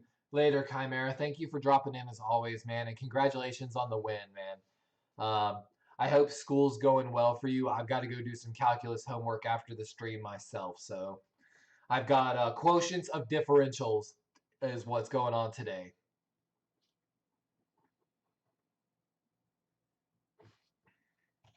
Second and 8 here for the Rams. Ball on the 47-yard line of the Rams. Play clock almost expired, and I think the Rams used a timeout. They did. Not going to let them get out of whack and take a delay of game there. Or rush a play, potentially. I support the call. You have Wilcox and Sample. Yeah, it was just so funny, Oak Squirrel.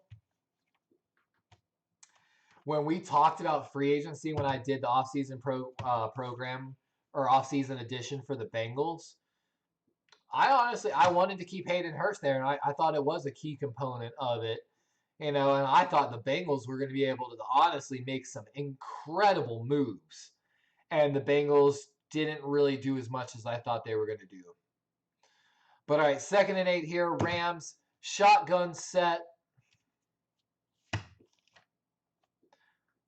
Stafford having to move up in the pocket, gets the ball away, and he's got a man. That's going to be a first down. Little throw off to the halfback up the middle. And gain of 13 yards and on the Colts side of the field here.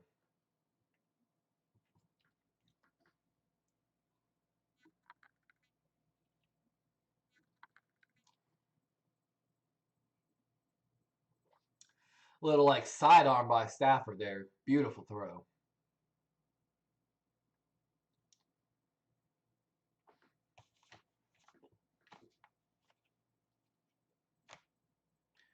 Stafford looks left, looks right. Got a halfback on a dump off and able to make a nice little gain of about 5 yards. That's Williams on the play. My God, guys. I've got 3 players on my fantasy football team that broke 20 points today. Lamar Jackson, 28. DJ Moore, 27. And Puka Nakua with 22 right now. My Ravens defense was 17. And I've still got Travis Kelce later tonight against the Jets, who I think is going to possibly put me another 20 up. 2nd and 5.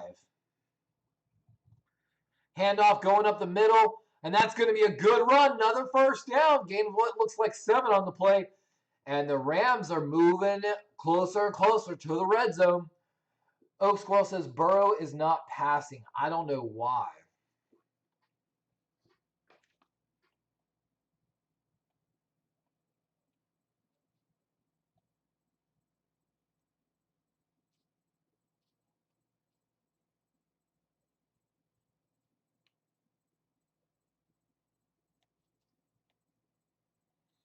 Uh-oh, we've got someone down.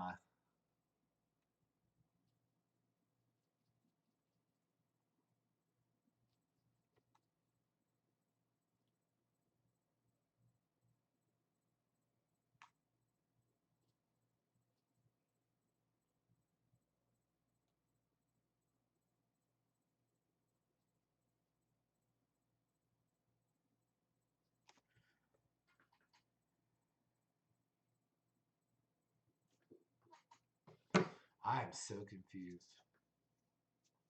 Like, what happened to Joe Burrow, man? I have no clue. I'm really hoping Nakua gets one more touchdown just to really push this fantasy football win even further. But fun fact, in our fantasy football league, if I've got anyone in here that's in it, I don't know if you know, we don't do points for it. I do head-to-head matchup tiebreaker, essentially. So you got to win to get in, buddy. It ain't about getting a blowout win or getting lucky in 1 week, or it's about winning, making good decisions over the season. That's how I like to play. You know what, though, guys? Again, I thank everyone for coming in because we had a rough start this morning. We were on someone else's podcast and we spilled this entire cup, size of my head, on the PC and everything else. And yeah, it was bad.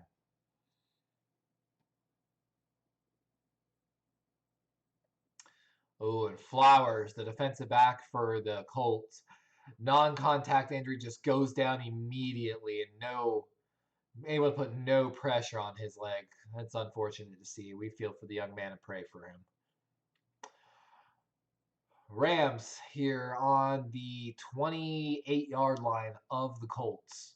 Looking to put this ball in. That's another handoff up the middle and another good run of what looks like maybe 7 yards.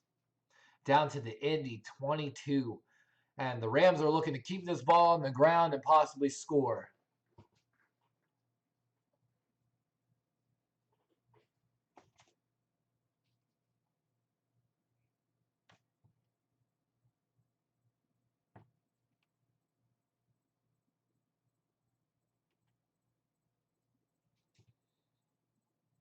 Second and 4 for the Rams. Showing a heavy set here. So expected run. Might be play action. It is play action. Oh, he had Higbee in it. Higbee gets leveled by a defensive back of the Colts, and the ball pops out, but thankfully for Rams fan, falls to the ground. And by the way, Ravens officially final at 28-3 in that game, by the way. So, oh my God. Commanders Eagles game is tied up. They are in overtime officially, 31-31. We might be heading to that game here shortly as well, guys. Oh my God, the overtime games today. Like,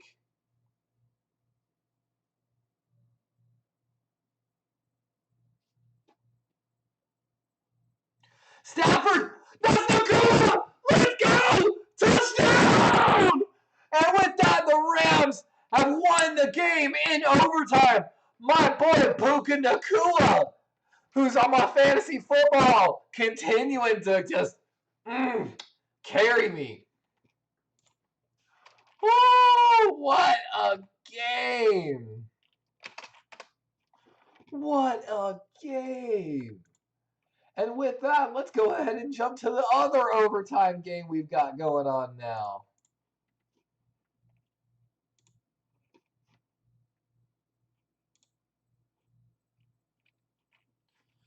My God, these games, guys, are just ridiculous.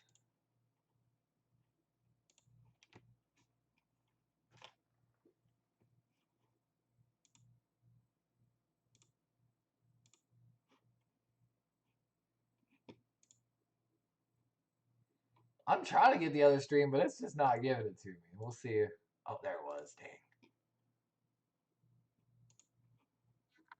All right, we're going to jump now, guys, to Eagles Commanders because they're in overtime now as well.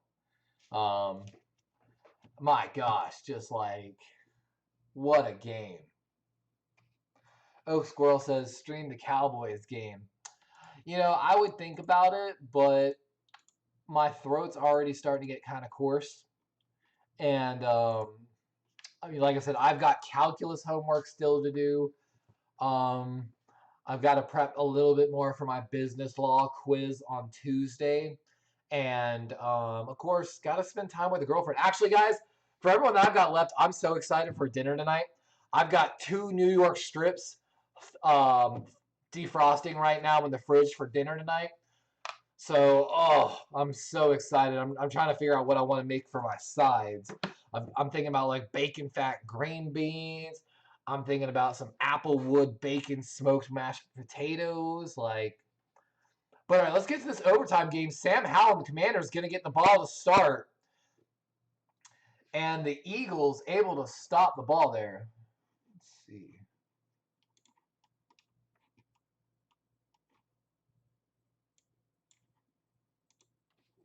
There we go. We got the game cast up for everyone so everyone can watch the game cast as well. Can we talk about, though, how much of a steal Jalen Carter was for the Eagles? How ridiculous that's been for them? 2nd and 10 here for the Commanders. Trips left. Sam Howell looking over there. Looking over the middle. He's got a man. That's going to bring up a 3rd and short here for the Washington Commanders. Or 3rd and 5, I'm sorry.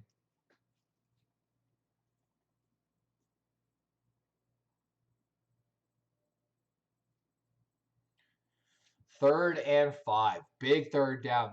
The Commanders cannot afford to go 3 and out to start this game. Sam Howell having a pretty good game. 29 of 40 yards for 290 yards and a touchdown. Showing why they put a little bit of faith in him in this offseason. Trips left again for the Commanders. Howell looking there. Looks like he was falling off his back foot. Oh my God! He had him! But that's Terry McLaurin, but they're going to say he's out of bounds. Great throw and great catch, but let's watch the replay. Jumps. 1 foot. Oh my God. We got to see the camera angle. If his foot hadn't came down on his hand, that might have been in bounds. It looks like it's right on the line. 1 foot. 2. Oh my God, guys. I think I see a little bit of space. Like, I'm talking like 16th of an inch, but I can see green in between his cleat and the white line of the sideline. That could be a catch. Oh, my God. See, this angle, it looks like his foot's on the line. But you can't.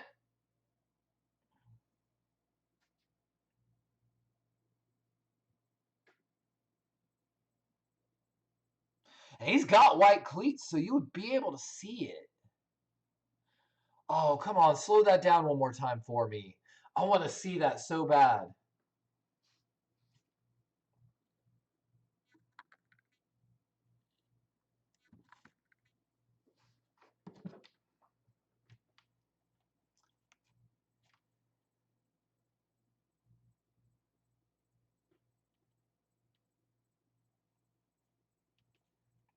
And of course, like they said, if the Commanders have to punt, that means a field goal wins it for the Eagles. Oh, my fantasy football team balling out. I'm already at 135 points, and I still have Travis Kelce to play. I'm projected to win 152 to 104. So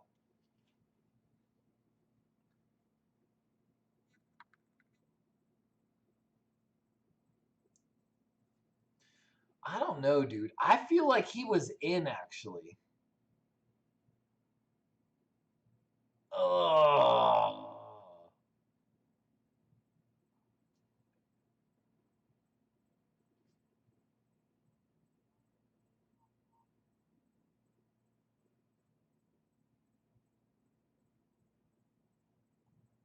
Oh, that was so close.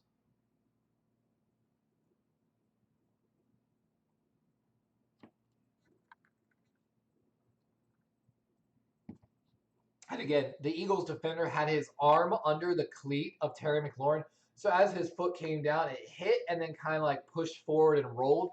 So if it wasn't for that hand under his foot, that would have been a catch. That would have been a huge first down catch. And they're going to review it and call it an incomplete pass, bringing up a 4th and 5. So we expect the Commanders' punt team to come out here.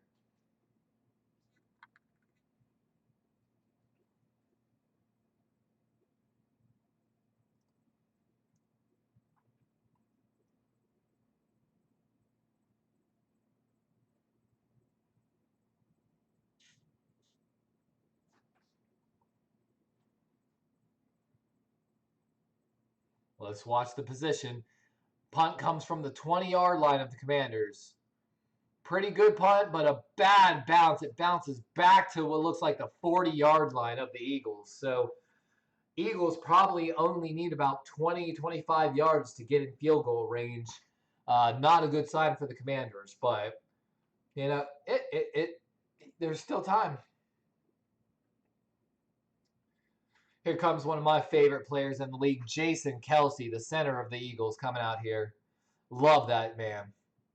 Can't call him a young man anymore, but I still love him. I love watching the snippets from his podcast that he does.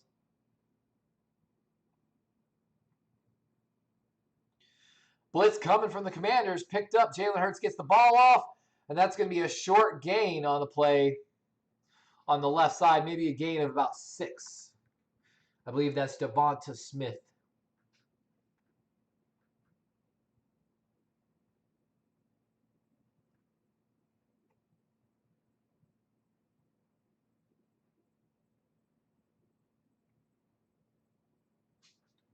That was A.J. Brown. 9 catches for 175 yards and 2 TDs. My God. What the hell is that?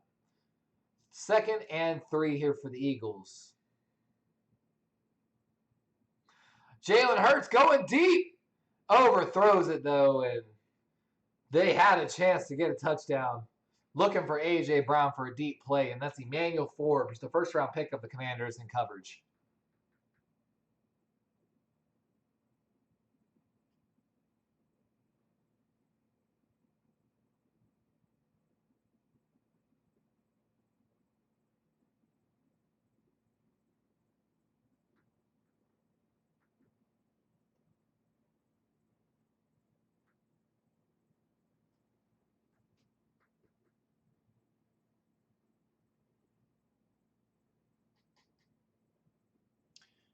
Third and 3, short little screen pass.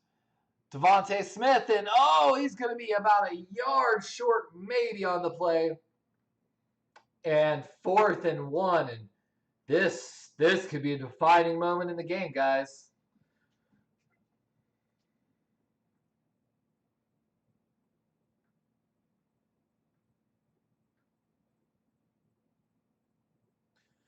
Oh, 4th and 1, quarterback sneak, and they've got it. Kelce, it hurts. Unstoppable with that quarterback sneak.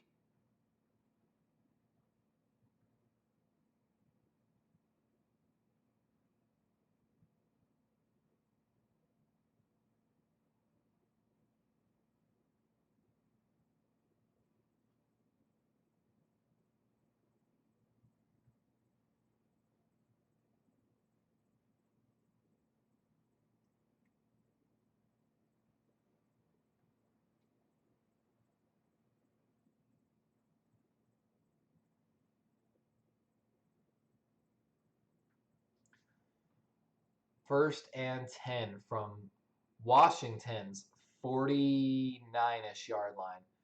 And that's Jalen Hurts going to keep it. He's getting pressured, and he's going to get pushed out of bounds. Looks like right at the line of scrimmage. Maybe a small loss.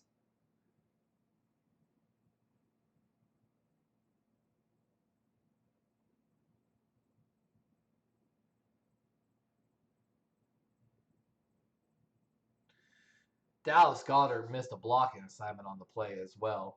Could have been blocking for Jalen Hurts, but it looks like he thought the ball was handed off there.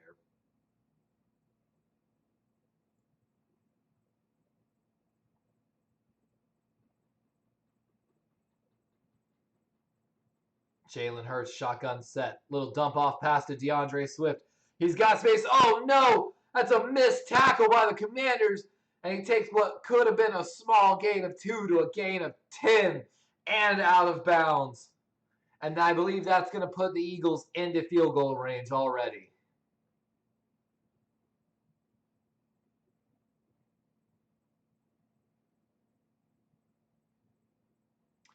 And ball is at now the 38-yard line of the Commanders. Definitely within Jake Elliott's range, the field goal kicker of the Eagles. 1st and 10. Handoff going up the left. And DeAndre Swift with a pretty good gain of 6 yards, just trying to basically now make that field goal a little smaller potentially for Jake Elliott.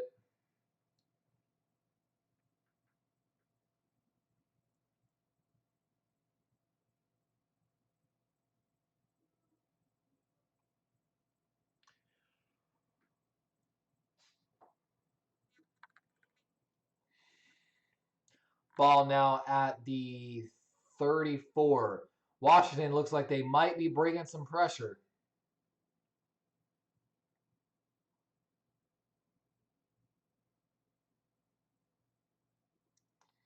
House comes.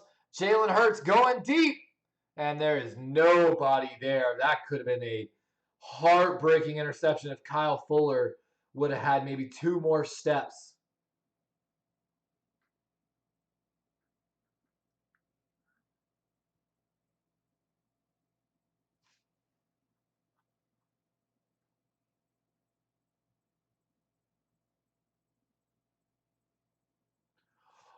Wow, they called that an intentional grounding?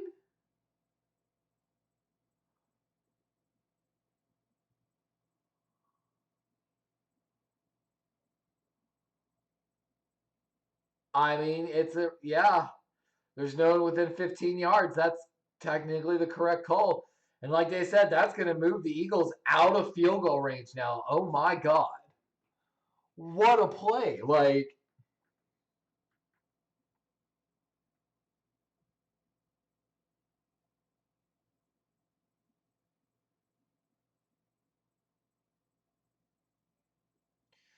third and 17 now. Ball on the 45 of the Commanders. Jalen's got to get some of these yards back. Washington looks like they're bringing double A gap. They do. Jalen gets the ball off over the middle, and he's able to get some of those yards back to Devonta Smith, but I don't know if it's quite field goal range. Jake Elliott's coming out, though. Oh, man.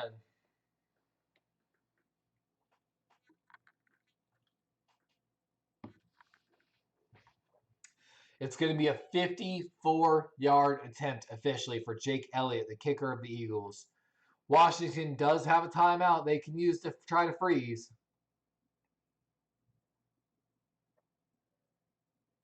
Ball's up. It looks good. And Jake Elliott nails a game winner 54-yard field goal to win the game and prevent the upset. Eagles 34, Commanders 31. What a week of games so far, guys. The Bills come away with a big win. My Ravens come away with a big win. Vikings finally get a win. And the Eagles with a clutch overtime win. It has been an awesome, again, roller coaster ride today, almost like last week. And I want to thank each and every one of y'all for coming and joining us today for the stream. I truly appreciate it, and y'all keep me going every Sunday, whether you say anything or not. So I appreciate you.